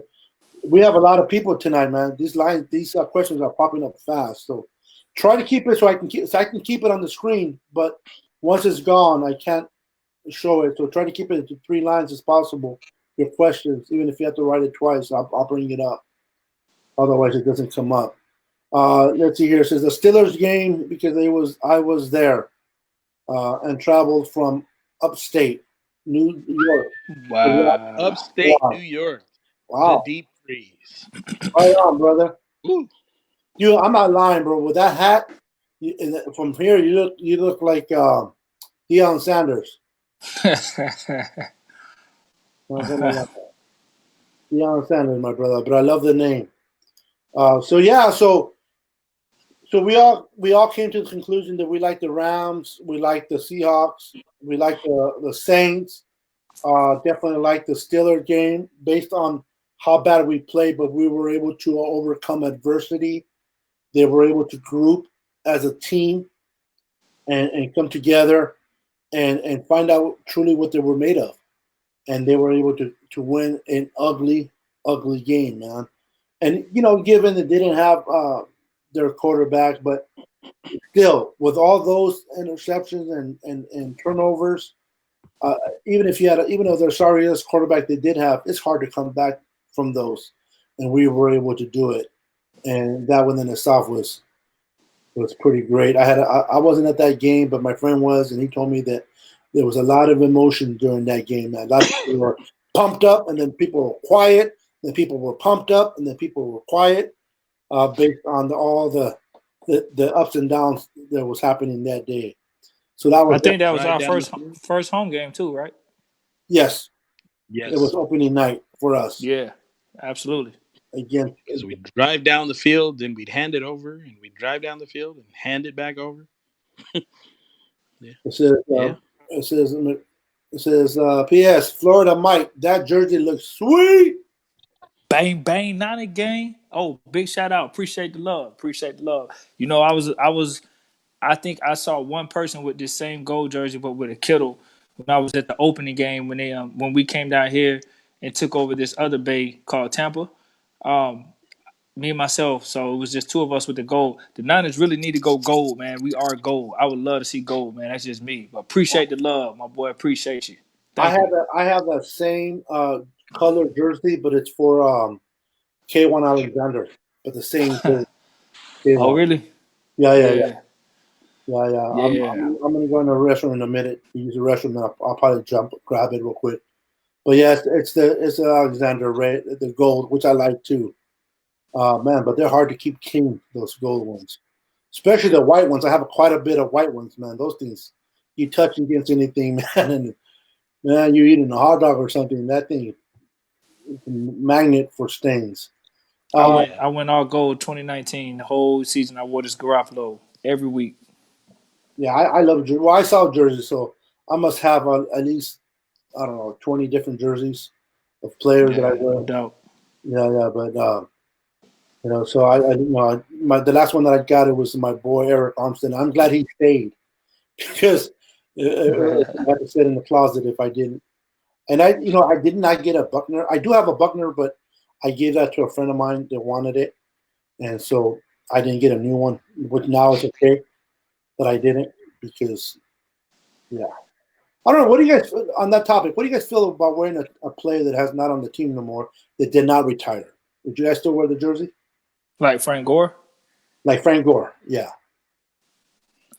So now is he an exception to the rule, or you just wear it in general? Would you wear a player that did not retire as a Niner that's. but moved Did he on? go to Boston? Yeah. See, I already know the answer to that. So I'm going to say Nate is the exception to the rule, Beto. Yeah, the hell to the N to the O. it's all good as long as he didn't go to Boston. No man. Oh man. I honestly, man, I think that is all comes down to the individual fan. You know, like there are people. I mean, of course. Well, you said the question was they didn't retire a Niner. Yeah. Okay, because I was about to say before I heard that part, I was about to say people wear Montana all the time, and he, went to the Chiefs, but uh, but But he he's a Niner. retired as a Niner. He Well, retired yeah, as a Niner. that's what I was saying before I heard that part. Yeah. But yeah, I mean, People wear what Deion Sanders all the time, all the and he was only time. there 1 year. Yeah. He didn't retire as a Niner. Yeah. What did Haley 90. Well, he had 94, and he came back at a different number too. I forgot what the second number was. The third time he came back to us, or second time. Was it third time he came back to us? No, he only came back once after No, leaving. twice. Twice? Well, he came back from after he went to Dallas. He came back, and then he retired, and then he came back to us again. I Came don't out of remember. retirement. Yeah, I don't remember that. And then he only came out for one season, and he wore a funky number and didn't do crap for us. So Well, uh, no, he's too old. Never should have came back. yeah, what is Frank Gore going to retire? well, I don't know when he's going to retire, but he already made everybody know that when he retires, he's retiring as a Niner. Well, I guess he's out of the equation then, based on that other part of the question. Yeah, he told So everybody, I'm retiring as a Niner. yeah, Dion would be the biggest, Yeah, most Niner jersey I've seen that a lot of people have that he, didn't retire with us. I guess so. yeah, I'm on board. I have one. I still wear it. Yeah, yeah. I I'm mean, not. you don't want to give away. I mean, you definitely don't want to give away your jersey just because a situation like that. But I wouldn't wear it as often as. But unless you retire like a Joe Montana, Steve Young, a Jerry Rice, then that's all cool because those are retired, especially those are legends. So definitely Yeah, wear I it. mean, the only reason why I would not wear a former Niner player that didn't retire with San Francisco is if he did something against our team that I didn't like, or made some bad light of our franchise, or said something, negative about the fan base, something like that. Otherwise, I mean, it's a business, man. If guys come and go, if DeForest Buckner doesn't retire for the Niner, and let's say he stays with the coach for a minute and he wants to retire as a coach, I don't have no problem if someone wants to wear Buckner, so. Yeah, hey guys, I'm gonna step away real quick. If you guys want to continue to talk about the games that were played, I'll be back. I'm gonna use the restroom. I'll be back. No All worries, no right. worries. So while our brother's going to take a quick little break, man, we're gonna hit this third topic, man, because that second topic I knew was gonna bring that five, man. So appreciate y'all chiming in. So the third topic, man, that we was talking about was we want to draft. We agree that we're gonna use our 13th pick, not do nothing crazy with it. We're gonna use it, but if we don't go wide receiver, what position of need or player do you think that, and this is for the fans as well, what position of need a player do you think that San Francisco 49ers need at the 13th pick? Because my pick was an offensive lineman. You know, I don't give a damn who it is, whoever the best available is on the board. I saw an article today saying that we was going to get the guy from UGA, tackle for the 13th pick, that we're looking at him really, really hard, thinking that he might be available. But I don't have a problem with that. Whoever's the best available tackle is who I want. But what do the fans say? And Boston Hater, what do you say? If it's not receiver, what player do you think we need or position?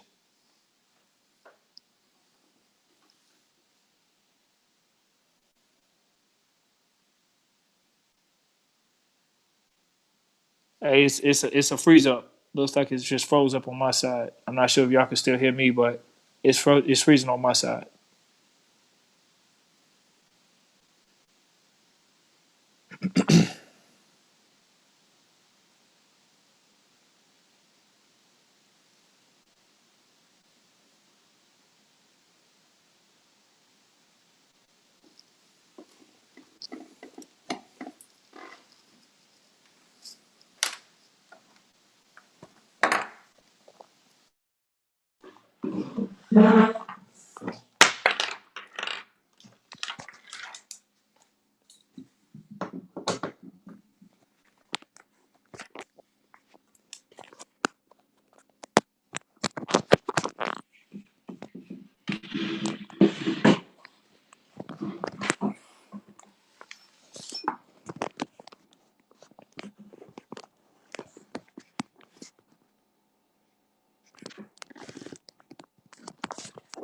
Hey, can you hear me, Nate? I can't hear you. Yeah, I can't hear you.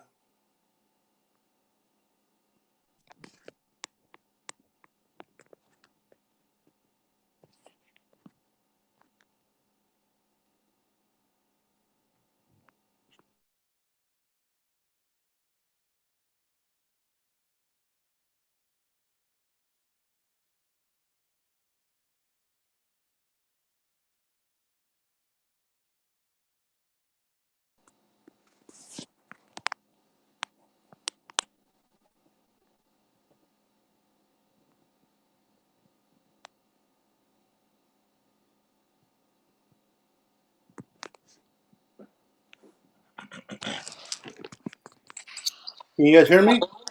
Yeah, I can hear you. Okay, Nate's gonna have to come back in. Nate, come back in, Nate. Sorry about that. I walked out for a second and you guys fell apart. Nah, I couldn't hear him. It just froze.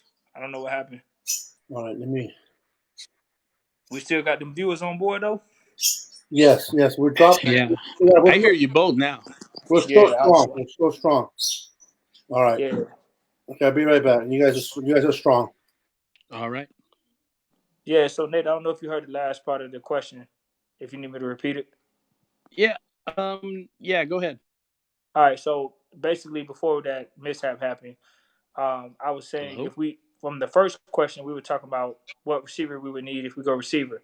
Well, the third question is let's say we don't go receiver with our 13th pick, and assuming that we're not going to do anything crazy with it like trade back or whatever, and we keep the 13th pick, what position or player do you think that the San Francisco 49ers need to get at 13?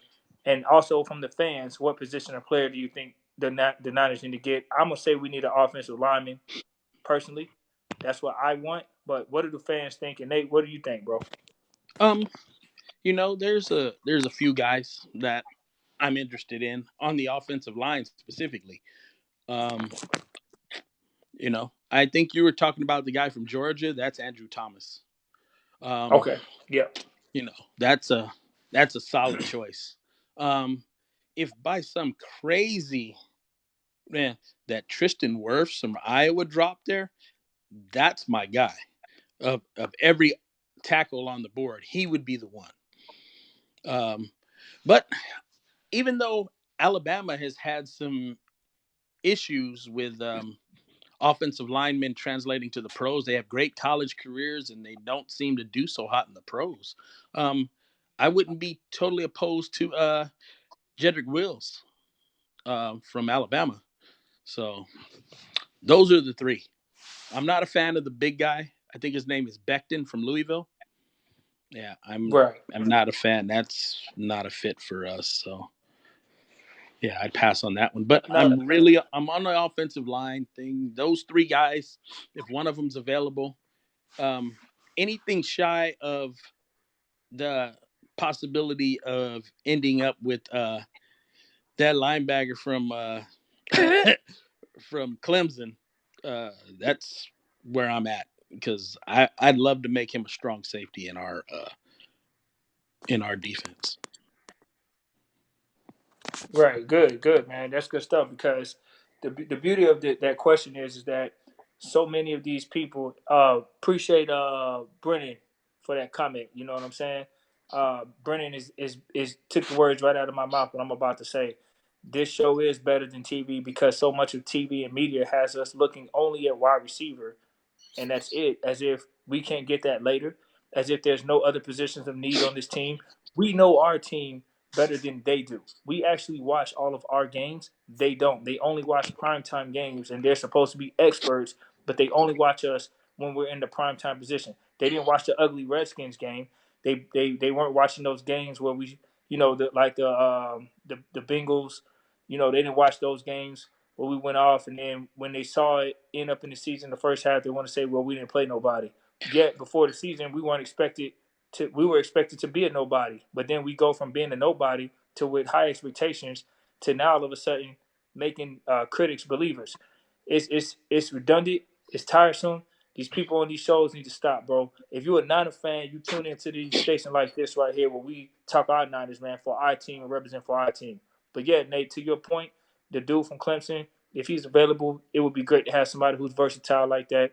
Can you explain a little bit more? What do you see from the guy from Clemson, so the fans will know, man? Like, what do you see from the guy from Clemson? Yeah, his name is Isaiah Simmons. Hmm. Um, he is so multifaceted. We're talking about a guy that played over 100 snaps at 5 different positions on a defense. He Wow. lined up at defensive end more than 100 snaps this year. He Mm. lined up at will linebacker more than 100 times, strong safety more than 100 times, slot corner more than 100 times, and free safety more than 100 times. I don't think I've ever seen or heard that before. But the thing is, he does all of these things well. What I like about him is I when I look at him, I think that he could be best utilized as someone who plays close to the line of scrimmage and can make plays around and behind the line of scrimmage. So I like him as, a in the box safety, which he would excel at because he's very fast sideline to sideline, runs a 4.3, uh, very fluid hips, uh, you know, quickness with change of direction. He's the kind of guy that I think, yeah, you turn around here, you lose a DeForest Buckner, which we have some guys that are kind of, we can, platoon around through there and, you know, cover up for some of the loss there. But this is the kind of guy that you put in your defense and he becomes an eraser when people make mistakes. And that's the kind of guy that could actually elevate our defense from what we had last year. Hey, and big shout out to Aaron, man. I appreciate the compliment, man. Me and Aaron see eye to eye. I feel if we go tackle, which everything you just said right now, Boston Hater, I think that's awesome. And I'm not against that at all. But I think for the old line, for the Garoppolo to get better at some of the things that we've seen going into his second year, staying protected, not having as much of a pass rush to deal with, and just slicing and shredding defenses. I really think if we get that O line improved, everything else around us will improve. Yeah. Because as far as the team and the offense, especially obviously, because we got Staley going to go in a couple years, maybe next year, we don't know. And the injuries up front is not a good feeling. So having another tackle guard, a tackle preferably at that 13th pick would just be phenomenal for Garoppolo's growth, in my opinion. But we can't go bad with that either, what you just suggested. See, we have holes. That's the thing, guys. We have a lot of holes that need to be filled. We have a lot of young, talented players on this roster. So there's no wrong approach, even if we went receiver at 13.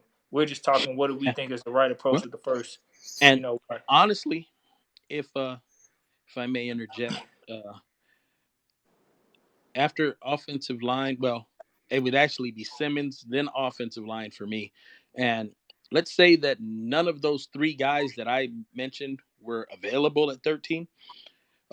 There's a couple of corners that I'm good with, and maybe one of them will fall as well. That would probably be my third position choice. Corner. Got you. Yes. Got you. Now, are there any? Let me ask you this for the fans too. Are there any players out there as far as a tight end with the 13th pick that anybody's high on? No. No tight ends. No. This is not like last year. Last year there was a lot of great talent at tight end. This year, not so much. I was really high on a couple of You them. guys mean that for 13 or just in general? Yeah, I'm he talking said 13. 13. Yeah. Oh, okay, okay. There's tight ends that I like in general, but not at 13. I don't Okay. know that there's a first round tight end that I like, No, honestly. not a first round, but I like that kid out of LSU. Okay. Yeah. But not definitely maybe a fifth round, sixth rounder. There's a few I like once you start getting into the fourth and fifth round. Sure. I definitely like. I forgot his name. He has a weird name, that guy from LSU, but he's a good tight end. Well, we got a guy named Kittle in the 5th round, so hey, let's keep it there. Um, So yeah, I do like the fact that on this panel we do agree that a tackle is definitely something we need to address. And listen, I know a lot of Niner fans listening to these scripted hosts. You guys, I hope you guys don't call them experts on this show because they're really not. They don't know more about your team. I just told you, man. We watch all our games. They don't. They only watch the big games. They got 30 something teams to manage. You know damn well they ain't watching San Francisco like we do. So we're experts on our team by eye test, being a critical avenue of what makes us a fan. So for the team needs, I am okay with the tackle because I feel if we get Garoppolo pass protection back there, he's gonna just take off more. I think his improvement and his development and his growth, that like the overthrow to Sanders, I think those type of plays will be capitalized if he has that extra protection and we have somebody come in and do the thing. So but I see. Let me let you guys respond to this. So I see Cordova says, "Remember, we have Sean Coleman in the tuck still." Hmm? I he says, "Remember, we have Sean Coleman in the tuck still." I'm not sure Uh, what he's referring I don't to. know what he's saying. Remember, I have Sean Coleman in the yeah. If you don't mind, Cordova, can you please elaborate on that? Trying to figure out what you're referring to. We covered a little bit of ground, but yeah, let's see what we got. So we got Brennan here saying O line. That's what's up. We have a lot of talent on the backup squad. So sounds like he's up there with the O No. line. Yep. Yeah. We might already have our guard replacement on the roster. Yeah. So, Yeah. um, Who is that? We got Ryan.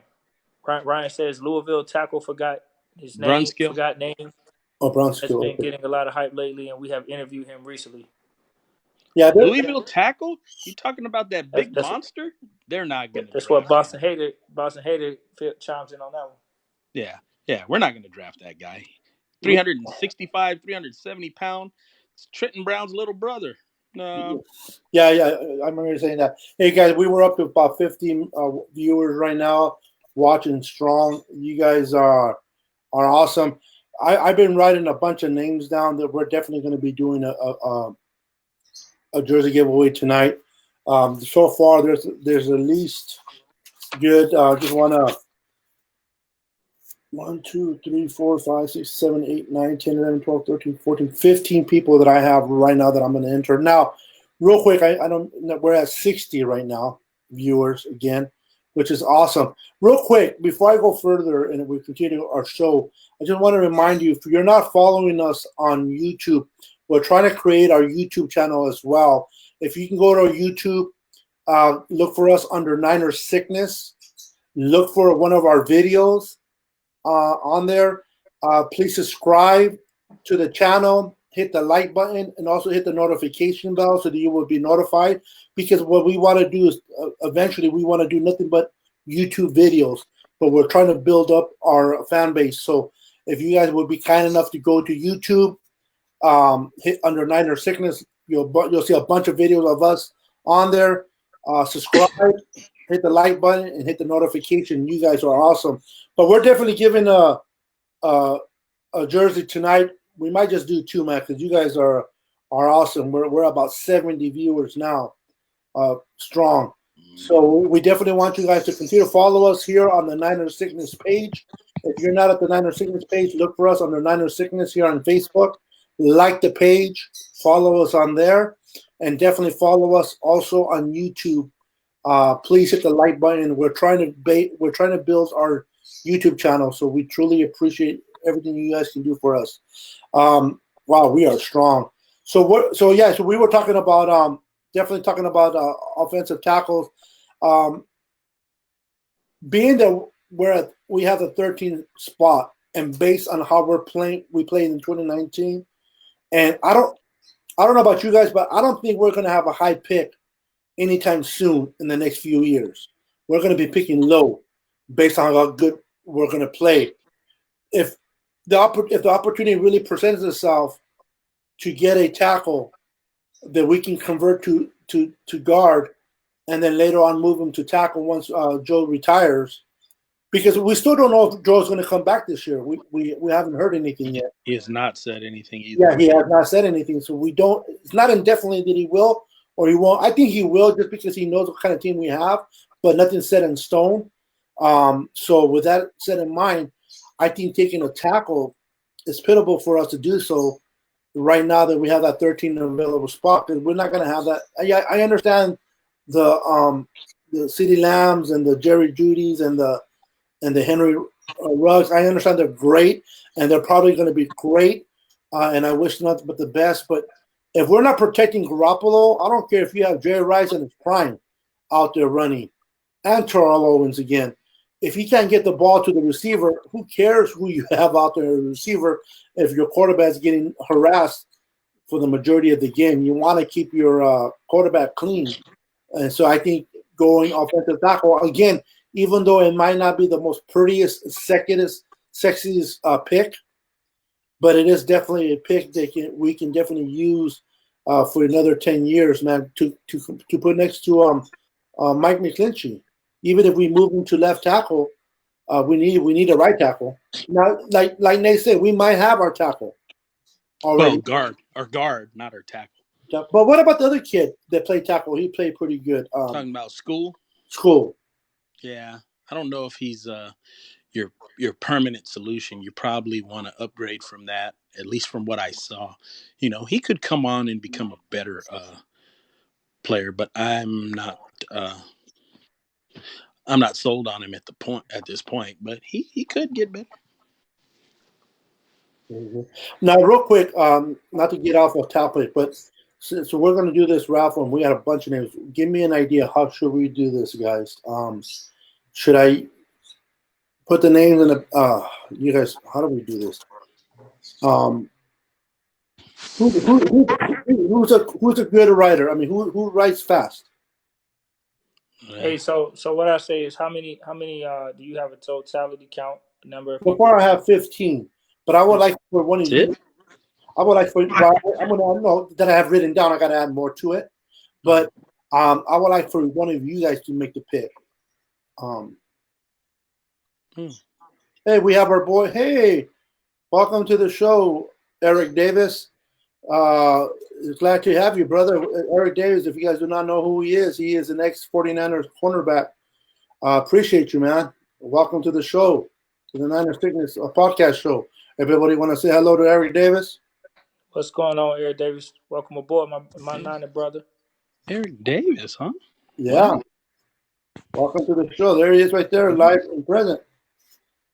So Eric Davis is saying that we need to upgrade at the guard if Espinoza is still there at 31, but that would be good. But he wants Judy at 13. I'm hoping that picture is not the Eric Davis that used to play for the Niners now. Yeah, no, I'm having fun. Just roll with it, man. Come on. Yeah, Mike going. Look at Mike. Yeah, the picture kind of goes, man, he goes, you gotta go 10 and more. Let's see here. What other questions do we have? But I seen it, so I wanted to throw it up there, curveball. I honestly think we traded away 13 and get a couple of picks, hopefully late 1 and 3rd. I don't know about that, Aaron. Yeah, I can't see us really moving too far off of that. If we move off of 13, we're not going very far. We're not going late first. We might bump back 2 to 5 spots max, I would guess. I don't see us doing any more than that with that pick. Personally, I think we're going to draft it. Well, I like Brent Berkman comment, so I wrote his name real quick. He likes the Niner Sickness name. So, we are 71 strong right now. You guys are amazing. Again, I don't want to sound like a broken record, but I do want to just remind you guys that we are trying to build our YouTube fan base, man. So, if you guys watching this video could go to YouTube under Niner Sickness, look us up, look one of our videos, hit the like button, hit the subscribe to our channel, and the notification. We would appreciate. Also, follow us on Niner Sickness here on Facebook. You guys are awesome. So, with that said, I had asked you guys a question. Who can write quick names? I was going to say, to make it easier, take the total number of people that actually shared, and then we could say whoever was like the 13th, a significant number, whoever was the 13th person that you got written down because we won 13 games, or whoever was the 5th because we got 5 Super Bowls, something like that, and then pick based on something significant that we've accomplished. Mm-hmm. So because I don't have a way of raffling and actually, yeah, Beto, yeah, write numbers next to the names you have, because neither Mike or myself can see them, and we will just choose a number, and whatever name has the number that corresponds to that will be the winner. And you'll just tell us. The most you'll let us know is like it's 1 through 54, whatever it is. Okay, and then I'll show the paper.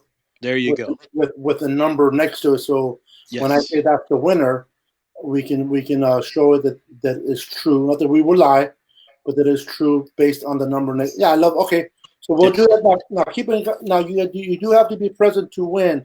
So stay. We're not going to be long, but stay present. Keep watching. And we're definitely going to do this towards the end of the show. And again, another this is a jersey that I have. And I'm going to be doing another player. Our what is it? What's today? Tuesday. So our Friday show. So on the Friday show, we get the starter and we get the bench warmer today. Yes, we're definitely.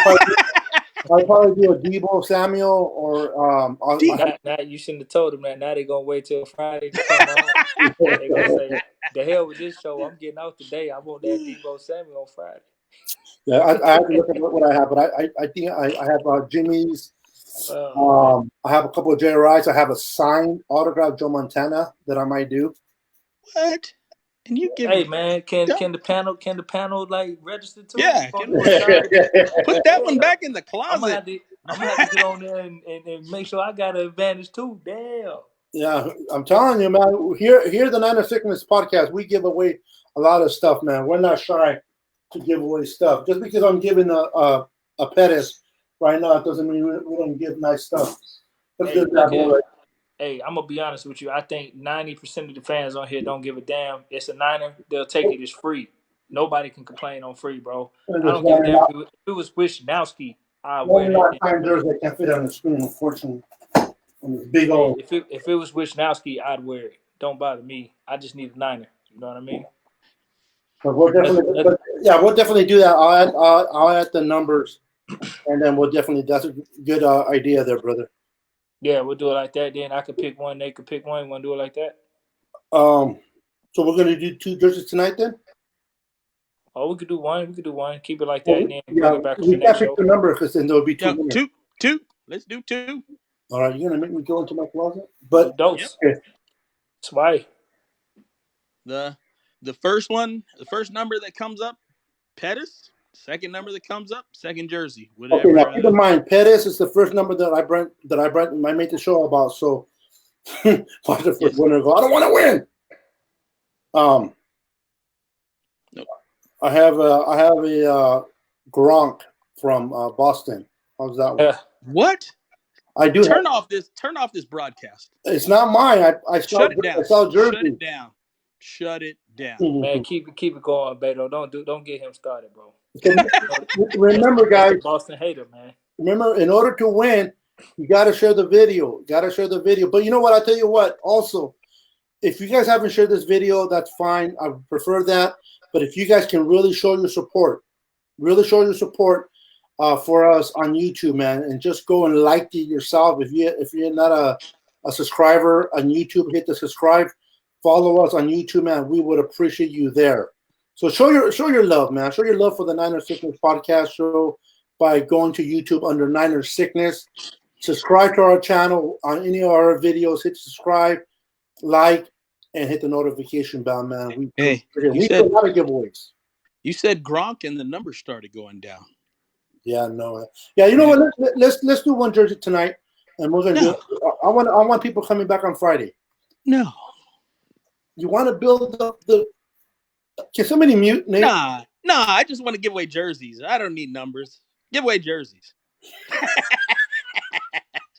Nobody heard him. He's an imposter. He don't like our group. He's just here. He's a hater. That's what his name is. Look at his name. We should just remove Boston and just leave it on the hater. You know, the more the better. This guy is not helping you out, Mike. Help me out, Mike.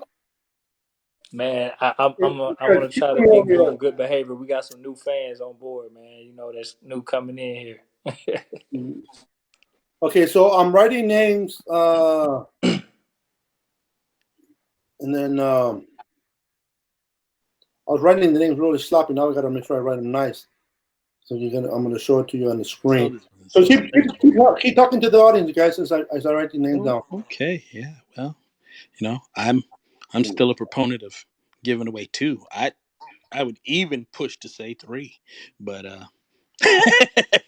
you know, Beto's trying to squeeze this out of you. I mean, all I remember was on the last show we said we were giving away 2. So let's give away 2 then. We'll give away 2, and then on Friday we might do a third. I remember that I said let's do 2, and that's what we left with. So no, we are. We definitely are doing 2. But 2 on the next show. 2. You want to do? Well, if you're feeling Mr. What's the word I'm looking for? Generous again. I'm always generous. All right, we'll do 2 tonight. Okay, and I'll talk to him. Okay. All right, guys. If we can hit 70 in the next 5 minutes, we'll do 2. We're 4 away. No, are we? Yeah, 4 away from 70. Yeah, I'm not going to do that if we're at 30. Get out of here! It's in the 60s right now. Come on. It dropped 60. Well, it keeps going up and down. But let's do this. Let's do one. Okay, you know what?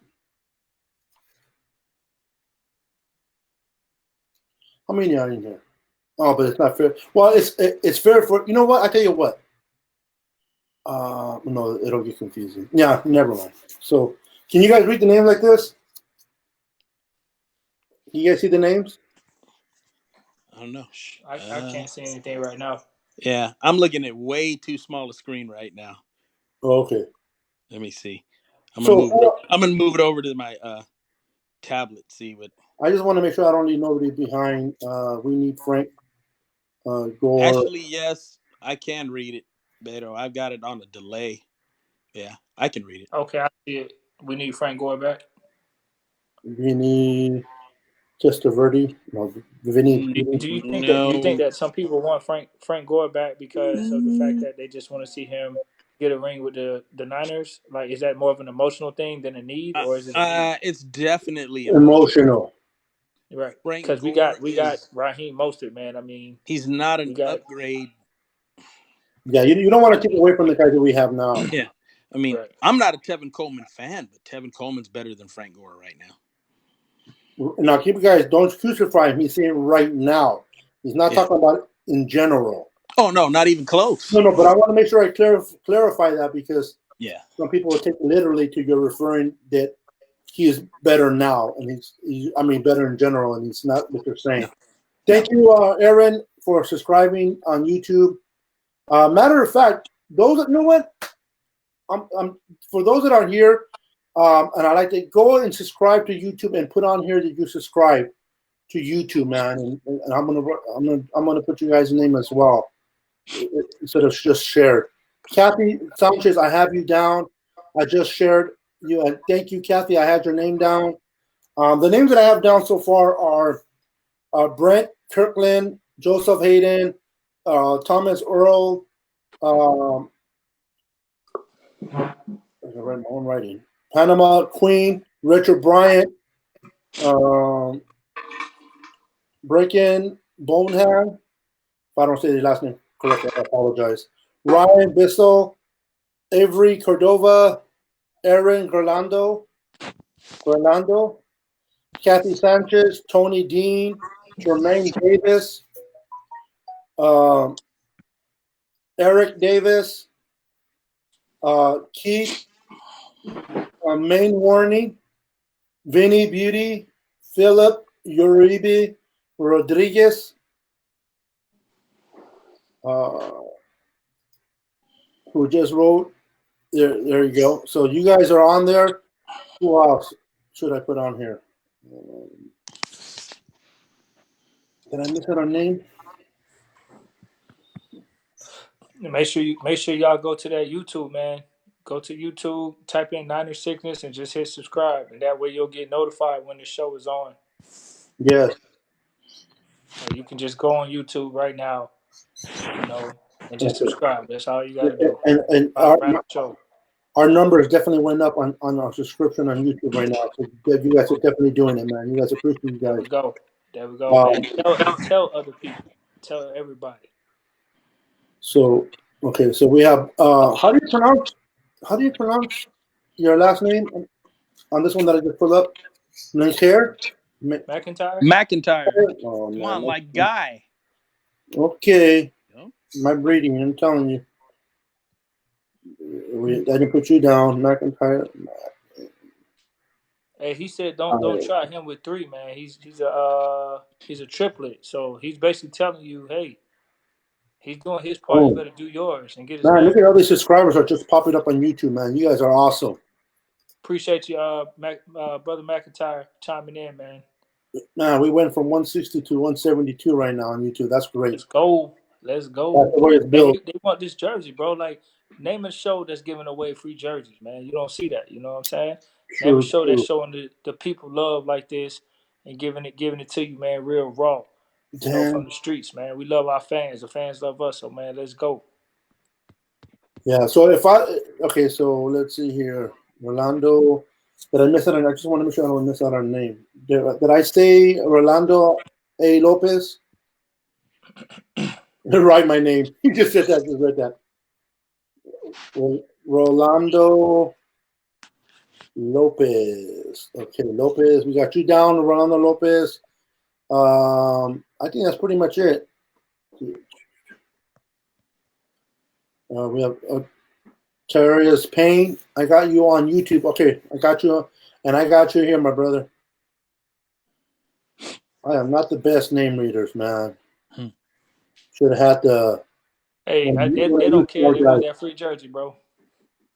Payne. They don't care. They like, hey, give me that jersey. You can say. No, I know, but I hate to screw up people's names, man. I really do. It's all good, man. It's nothing. It's nothing. Malice about that, man. If you try your best to pronounce it, don't get it right. We all can mess up some names, man. Especially if you're not accustomed to seeing names on average that you might be familiar with. So hey, it's all good, bro. No malice in doing that. Did I write him? I hear you. Dan Blue Hastley. I wrote your name down, buddy. So let's see here. Hold on real quick. Hey, man, like we said, make sure you tell everybody, bro. Like, You subscribing is great, but we want others around you to subscribe. You know, 5 people at least. You work with Yes. 5 people, so tell everybody. And if you got like a ex boyfriend or ex girlfriend that was a fan of the Seahawks or Raiders or whatever, tell them to subscribe too, so they can see some real football because they need to wake up. Crazy. Freaking Boston. Matthew. Okay, we have subscribed. Man, these guys are. We got Brent just said that Brent subscribed to the Nine of Sickness. Man, I'm Big sorry. shout out. This is why I don't like to say names. Sorry, brother. Irvi Cordova, right? Did I screw it up again? Yeah, they made that known on there in all caps. Yeah. They put that in all caps. Thank They you, made Mr. it known Cordova. they ain't Appreciate it. happy. But Yeah, I did write your name down. but So your name's in the books though. Your even if name's in the it's books. said wrong, bro, you still have a chance of winning. Got a chance to. Matthew. Okay, let me give you a second. We got Matthew. Matthew, what's your last name, Matthew? Sulmer. Okay, we have Matthew Sulmer, and then that's pretty much it. Who won the? Oh, what's up, Ismael Ortiz? You shared the last show, so I'm definitely putting your name on there. Ismael Ortiz. Okay, we're going to be doing the numbers in just a few minutes. Be patient with us, guys. Everybody's still in here. Remember, you got to be present to win. So if you're here and you're present, I got to hear you say, when we call out your number and we call out your name, well, I want to put your name up on the screen by you saying I'm here. If you're not here and we call out your name 3 times, we will move on to the next number. Oh. There we go. I'm going to mute Mr. Where's the mute button for? Where's the mute button? This crazy. Boston Hater said he is strictly for the fans, Beto. I know he is. Yeah. Beto said he's strictly for fairness. Boston Hater. He got other fans who want to win too, and they staying on committed, so they got to get a shot.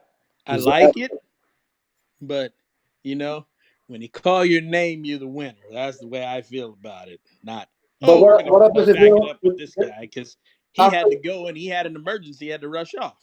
Come on, man. All right. But how if they don't contact me afterwards, they don't know if they won. How do they? Give him 2 weeks. Maybe they had to get back to it. Give him a week. But have to be present. Boston I'm gonna be typing Boston Hater's phone number, and you'll be calling him in the 2 weeks if you're not in the show tonight. Yeah, put it in there. No, I'm not gonna put in. Stop. Go ahead. See, Boston Haters is a generous person until he comes up with that team in Massachusetts.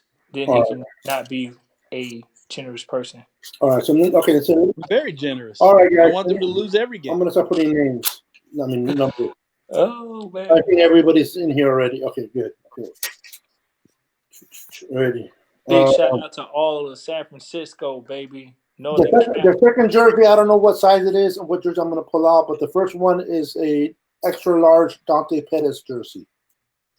So XL. 1 practice squad player. 2 3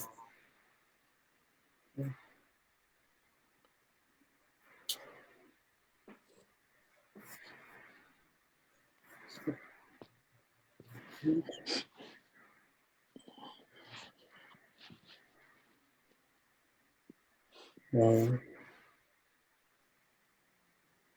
2 3 4. Hold on, guys. I'm almost. Let's see here.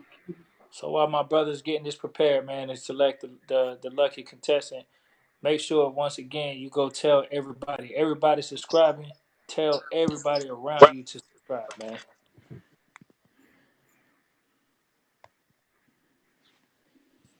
And make sure you tune in for these shows, man, because we're gonna keep it coming, man. We're gonna keep it out here, and we hopefully, during the season, since all of us are scattered out in different places, we hope be able to go live when they come to our respective, cities where they playing, So like me, I'm down here down south in Florida.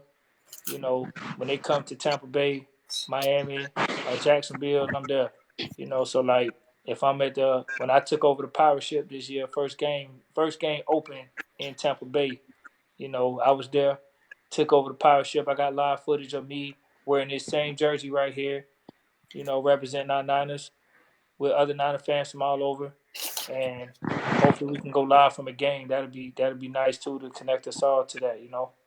And if we got any Niner fans out there that's in the Bay Area, especially, we definitely love to see the home team. That's the Mecca, San Francisco or Santa Clara. So, we're going to make sure we make it do what it do. And occasionally, man, we'll try to bring in a fourth guest so that way we can give some limelight to our fans, too.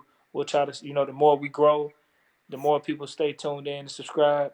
We're gonna try to, bring in a guest here and there where we can, and fit them into the show, and let you know how it rolls. So that way we can give you some love on the platform to speak your piece. You know what I'm saying? Because sometimes people chatting and they want to get on this show. Look, we know how it feels. That's why we created this platform. We know how it feels to be on the sideline, chiming in and wanting to be heard, have your voice and stuff heard. So hey, we'll get you out there, man, for sure. This show is gonna be unique. We ain't trying to do like everybody else. We ain't bad mouthing nobody, but at the same time, we want to be our own pioneers of our show for fans who want some real substance, from fans who want some consistency and love these Niners. I So hear you. Real quick, I'm sorry, I didn't mean to interrupt you. no, go For ahead. I'm done. Jorge Molly, Maldonado, listen, all you got to do, honestly, at this point is just go to YouTube and under Niner Sickness, look for one of our videos on YouTube, hit the subscribe notification bell and the like button, and we'll put you in, brother. Mm-hmm. yeah, That's how simple it is. yeah, I'm gonna correct Mike with something. He said that we would not badmouth anyone. We will badmouth Boston. Yes, we will. Okay. Again, Yes, we will. with the exception to the rules, we will badmouth Boston and other teams that disrespect us, but definitely Boston, Especially indeed. Boston. All right, guys. So we have quite a few people. Let's go ahead and get some winners in here and get some. All right, man. Y'all better wake up. Here you go. Okay, so based on what Mr. Boston Hater, and you guys can send him flowers after this. You don't have to be present to win. So if your name gets picked and you're not here, you still a winner. And we'll have to contact you. Now, if the person does not contact me within a week, then we'll put it back in the pot back in, or however it's said. But all right, so we have 25 numbers, so 1 to 25, and I'm gonna so we're gonna do two jerseys. So I'll have Nate go first, and then I'll have Florida Mike go second. So, okay, guys. So you guys. Hold on. What's the second jersey? We haven't seen that yet. Now, have we? No, I'm gonna pull it out after the first one. Oh, okay. I don't want to pull the second one, and the first one doesn't want to win the first one no more because They can't run from this. no, I know, but I just, I'd rather pull it after. I hear you. You know what I mean? Like you want $5 or you want a quarter? Yeah, But anyway, 25 25 numbers. Oh, hold on. Michael. I'm seeing names and I'm trying to make sure those names are in here. Okay, yeah. Okay. All right. So, no. I'm sorry. I'm sorry, guys. I when I meant numbers, I didn't mean the viewers. You guys are going to win a jersey. The people that are going to be calling the number. See, let me explain this real quick. What I did is I wrote your names down. I can't show it to you no more. I have the numbers on there. I wrote your names down, and I put a number on the suggestion of Boston Hater next to your name. And what's going to happen is Boston Hater is going to call out a number between 1 and 25. And whatever number he calls out is the number that will win the Pettis jersey. And they don't know what number I put on next to the name. So I'm the only one that sees the number. They don't know, so they're just gonna call it, and whoever number they call, whatever name is next to it, will be the lucky winner. All right. With no further ado, let's go ahead and Stand by. move this along. Stand by. Eight. One question before we 25. even get started with this. Yes, sir. All right. Now, if we show them the numbers now, and you're going to give a second one away, then what happens? We need to pick both those numbers before you show anything. No, I'm going to show you just that name and that number. Oh, okay. Yeah, I'm going to use a tablet to cover the rest. Good enough. Yeah, I'm All right. I'm not all bright, but I'm not, I'm not Forrest Gump either. So give me a credit. This guy, I screwed up one guy's name, and all of a sudden I'm an idiot. Whatever. Jesus Christ! I'm telling you. See what happens? You get two black brothers and with one Mexican. The Mexican's one man out. That's messed up, man. Where's my burrito? All right, here we go. Good luck, everyone. Wish you guys the best. We are doing that extra large Dante Pettis jersey for this pit. So go ahead, Nate. Pick a number between 1 and 25, sir. Let's go right down the middle with unlucky. You know what? I'm sorry. Go ahead. You're the one. You're the one that did the jersey. We're doing the jerseys because of you. So I want to give the honors to Mike first, if you don't mind, and then I'll allow you to do it after. Yeah. So he gets to give away the practice squad jersey. Cool. Yeah. That's where to put me and practice squad in the same sentence. I appreciate that. All right. So with all due honors of the practice squad, first pick of the 2020 number for the free jersey, Florida Mike selects number 14. 14. 14. 14. All right. Well, the 14th winner is our cornerback that played for the 49ers. Eric Davis. Wow. Yep, Eric Davis. Now, let me show Eric Davis, you can thank me now, baby. Eric Davis, you are the winner of the Dante Pettis jersey. You know what? Let me just fold this way, and we should be fine. Congratulations, Gratulia, Eric Davis. Okay, here we go. Make sure I do this right. Let me know, guys, when you guys can see the number and the name. Okay, so if you guys can see it, everybody else can.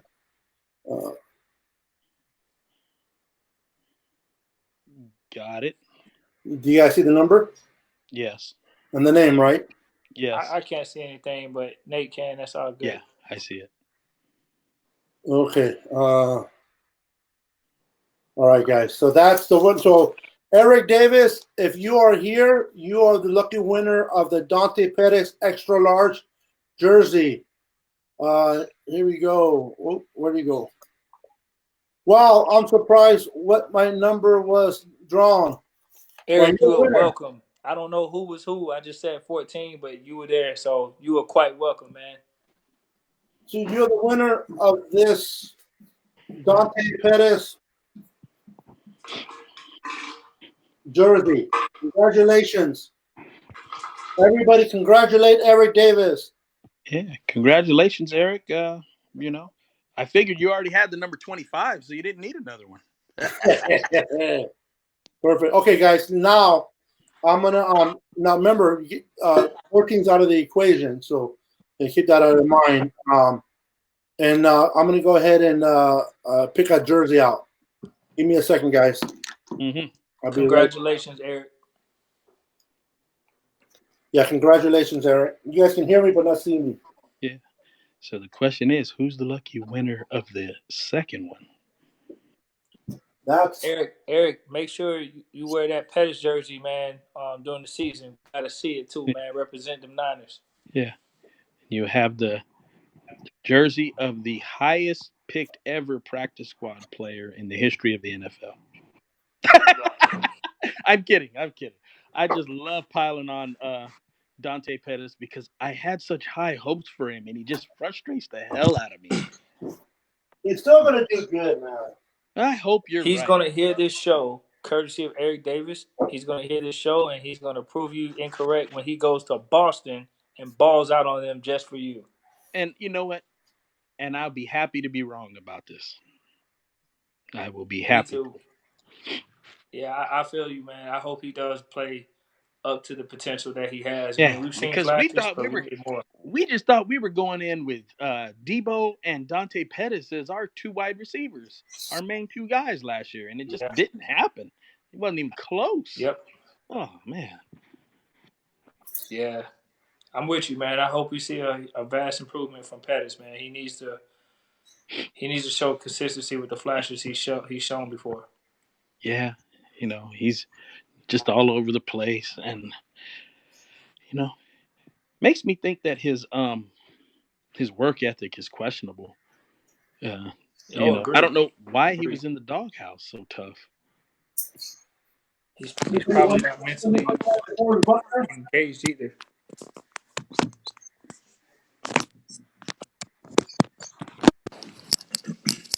I'm excited to see who this next judge is going to be. Oh yeah. Don't let it be no son Joe Montana because I'm gonna have to rig this pulling thing, and then Yeah. I'm gonna have to just insert myself as the winner. Damn it! Nah, I'm joking. Honestly, y'all know me, man. I'm a Steve Young guy anyway. That's my guy, Steve Young, baby. Steve. Yep. Anything to get at these succaneers down here in Florida makes me happy. So A white Debo Samuel jersey. What about that? And I'm talking hey, about the white, black, and gold, not the regular old white with red numbers. wow. Yeah. Okay, no, I'm not. That's not the one that I'm doing. Darn. I wanted to show it to you guys. Oh, there we go. Joe I can't Montana see with it the on my end. autograph. Wow. Are you serious? Wow. Are you serious?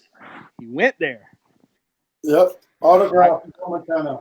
I might be. can't see. I might give that one away too. Not tonight, but What? Oh, what you showing Oh, that no. for? I can't see it, man. It's not coming up on my side. you guys want a good receiver, right? Good. Jerry Rice? I have him Debo. too. How about if we go? Get T.O.? that out of here. Throw that away.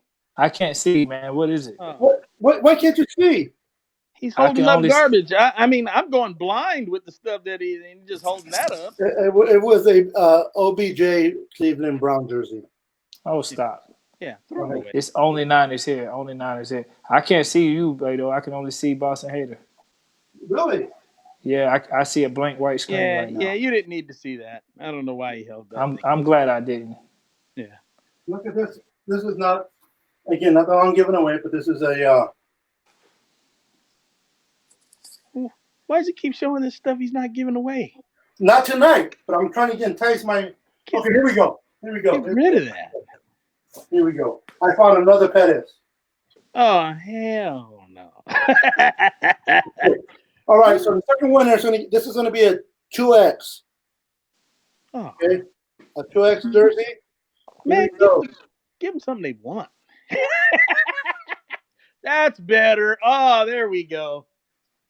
I can't see. What the heck? That's Debo Samuel. Wow, that's a good one. Hey, and if you don't wear 2X, you better put it in the. Here we go. You better put it in the dryer 50 times so it'll shrink. Debo Samuel.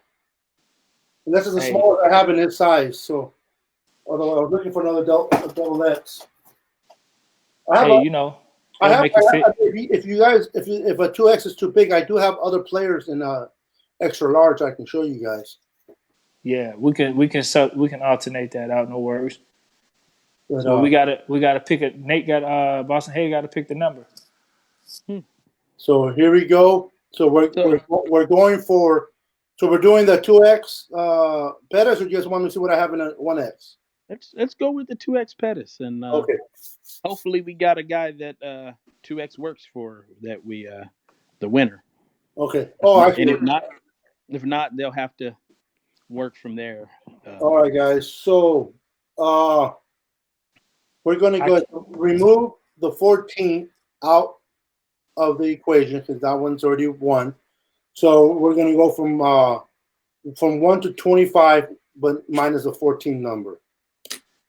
And this is going to be Nate picking for the winner of the 2X Dante. No, sorry, Debo Samuel. Stop it. Well, I've been saying that all day. That's why I'm the whole show. I'm stuck with it. But this is for the 2X Debo Samuel. Okay, question. The first jersey you just showed us right now was a Joe Montana autograph jersey, right? Yes, sir. Okay, and Joe Montana won how many Super Bowls? 4. Wrong. 3. Now, we're going to go with the number 3. He didn't win 4? He won the 4th one. I'm sorry. It was actually his coach, Bill Walsh, that won 3. You're right with 4. I'm going to go with 3, though, because I like the number 3 better than the number 4. Okay, but at least I just want to make sure that I was right. Yeah, finally. I still can't Walsh. see. I was thinking Walsh. Yeah, because I'm like, we won 5 Super Bowls, so how the hell did you win 3? Yeah, I was thinking Walsh. Walsh got 3, yes. Yeah. All right. Yeah. All right, guys. I like 3 better than 4. Just the number. Where's all my numbers? Looks better. You got to tell me. I think of 4, and I think of Nate Mullins. Oh, that's like, yeah, that kind of. All righty then. Number 3. The lucky winner is, and I'm not going to say your name wrong this time, Thomas Earl Corvette.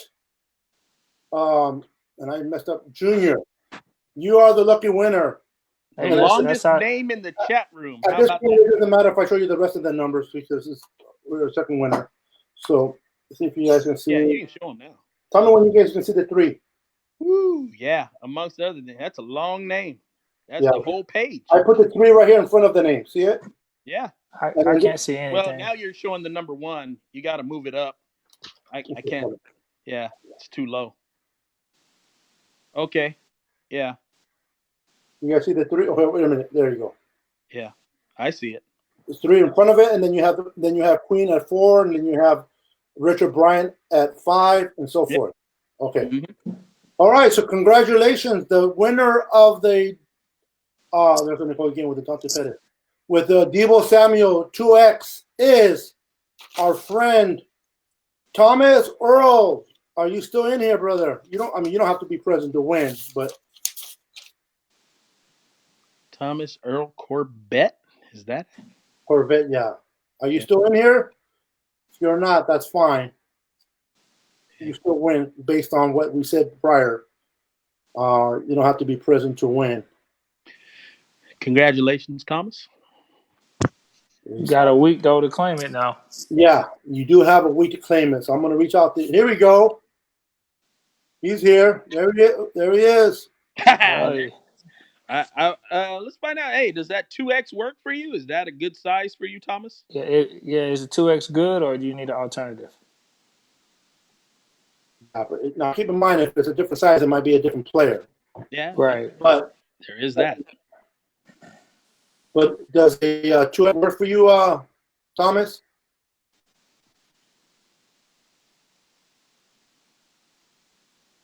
Okay. Now, guys, you guys don't have to be hating just because you didn't win. Hey, now keep in mind, we're gonna do some. Hey, Thomas, congratulations. Is the 2X good for you, or do you need another size? If you get another size, it probably won't be Debo Samuel. It'll be another player. He said it's good. Oh, it's good. Right. Okay. Cool. All right. Good boom. Enough. He got Debo. Damn. Okay. Yeah. So this is what I need you guys to do. The 2 winners, Eric Davis and Thomas Earl. Please hit me up on Messenger. Provide me your mailing address, whether if you have a P.O. box or your home address, for me, and I will mail them out to you guys tomorrow. So Eric Davis and I'm messing up that name. I want to say Earl Thomas. I apologize. Thomas Earl. Thomas Earl. please give me your address, and I will mail your jersey tomorrow. And this is what I ask: if you don't have to do it, but once you receive it, let me know. We can do a live, and you can show the rest of the people that you received it, Bang, just so they bang. know that we're not giving away jerseys to nobody, and we're keeping them. So I want to make sure the fan base knows that people receive them and they can enjoy it. That's all I ask. If you can you don't have to do it, but I would appreciate if you do that once you receive it. If you can just maybe take a picture with it and send it to me, and I can post it on here, or we can do a live, and you can just Get them live, man. Get them live. Let's get them live. If they Yep. won, let's bring them on if you live. can Yeah, why not? if you can Bring come them on on live, live. yeah. If you want to come on live for a few minutes, that'll be great. But hey, so congratulations to both winners tonight. We'll definitely be. I'll be talking to Mr. Generous, and we'll talk about giving away more jerseys, more stuff It's away. gonna happen. But this is what we do here with the Niner Sickness. As we build our YouTube channel, please follow us on YouTube and also on Niner Sickness page. Like the Niner Sickness page and definitely go. But if you if you do both, that'll be great. But if you have to choose one, I would choose YouTube. Follow us on YouTube as we're trying to build it, man. Two is So, better than one. Do both. two is definitely better than one. So remember, guys, hit me up on Messenger with your address, and I'll get that. What's tomorrow? Wednesday. I will send that jersey out to first thing tomorrow for you guys. And the rest of you, thank you for watching. Thank you for participating. I do apologize you did not win tonight, but doesn't We're mean all winners, man. again. We are all winners because we love the best team in the NFL, bro. We should be happy that somebody, if it wasn't you, still be happy that a Niner fan got a Niner jersey, man. And you know what? You tune in again, we might do it again, and hey, you might be that one. So hey, let's get it, man. And you guys that won, come on to the show live so the fans can see you, and then they can see you in that jersey. We'll get you on. You think Hurd may get number 17 again? No one wants that, man. Come on, let's give away that Joe Montana autograph one. That's the one we want to give away. Look at Mr. Okay, well, we'll talk. For the Ronnie Lott. No, not the Ronnie Lott. Come on. No, those are mine.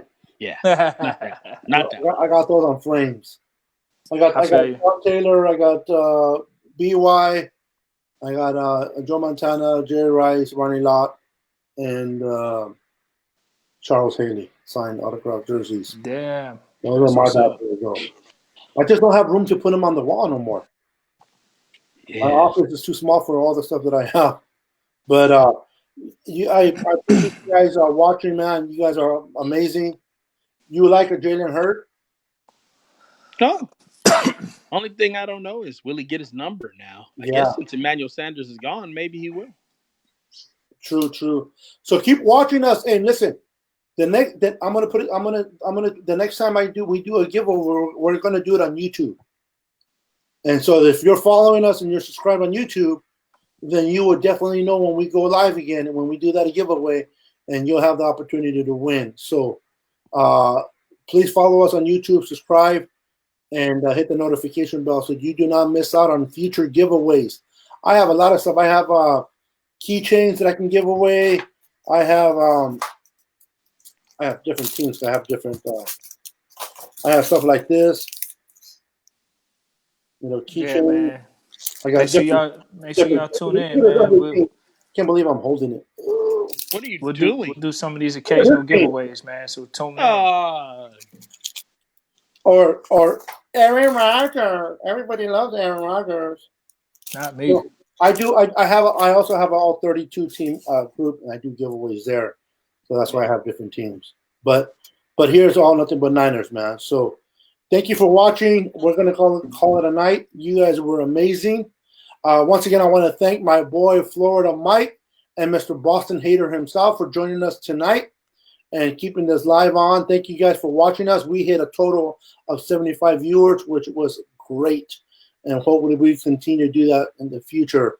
Thank you for following us. Have a great night. And remember, stay safe, do your part, and stay away at least 20 feet.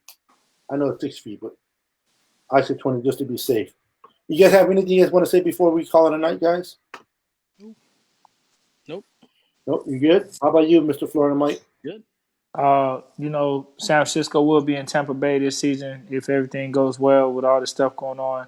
And we got to do it live. When we go to the Super Bowl, it's in Tampa Bay. I'm going to Tampa Bay, Lord will, and we got to do it live with me in Tampa Bay with whoever AFC team we playing. And I'm going to take over everything representing this red and gold. Believe me. And And we want him taking over the ship, and like he did this year, not like Yes, last year when he got to walk the plank. I will take over the ship. I will take over the ship. all right, guys, we'll call it a night. Thank you for watching. If you are interested in buying a jersey, hit me up. I'll take care of you in that area. Thank you for watching. Good night and God bless. Peace. Good night. Later, guys. Bang, bang. Bang, bang, Niner gang. Niner gang.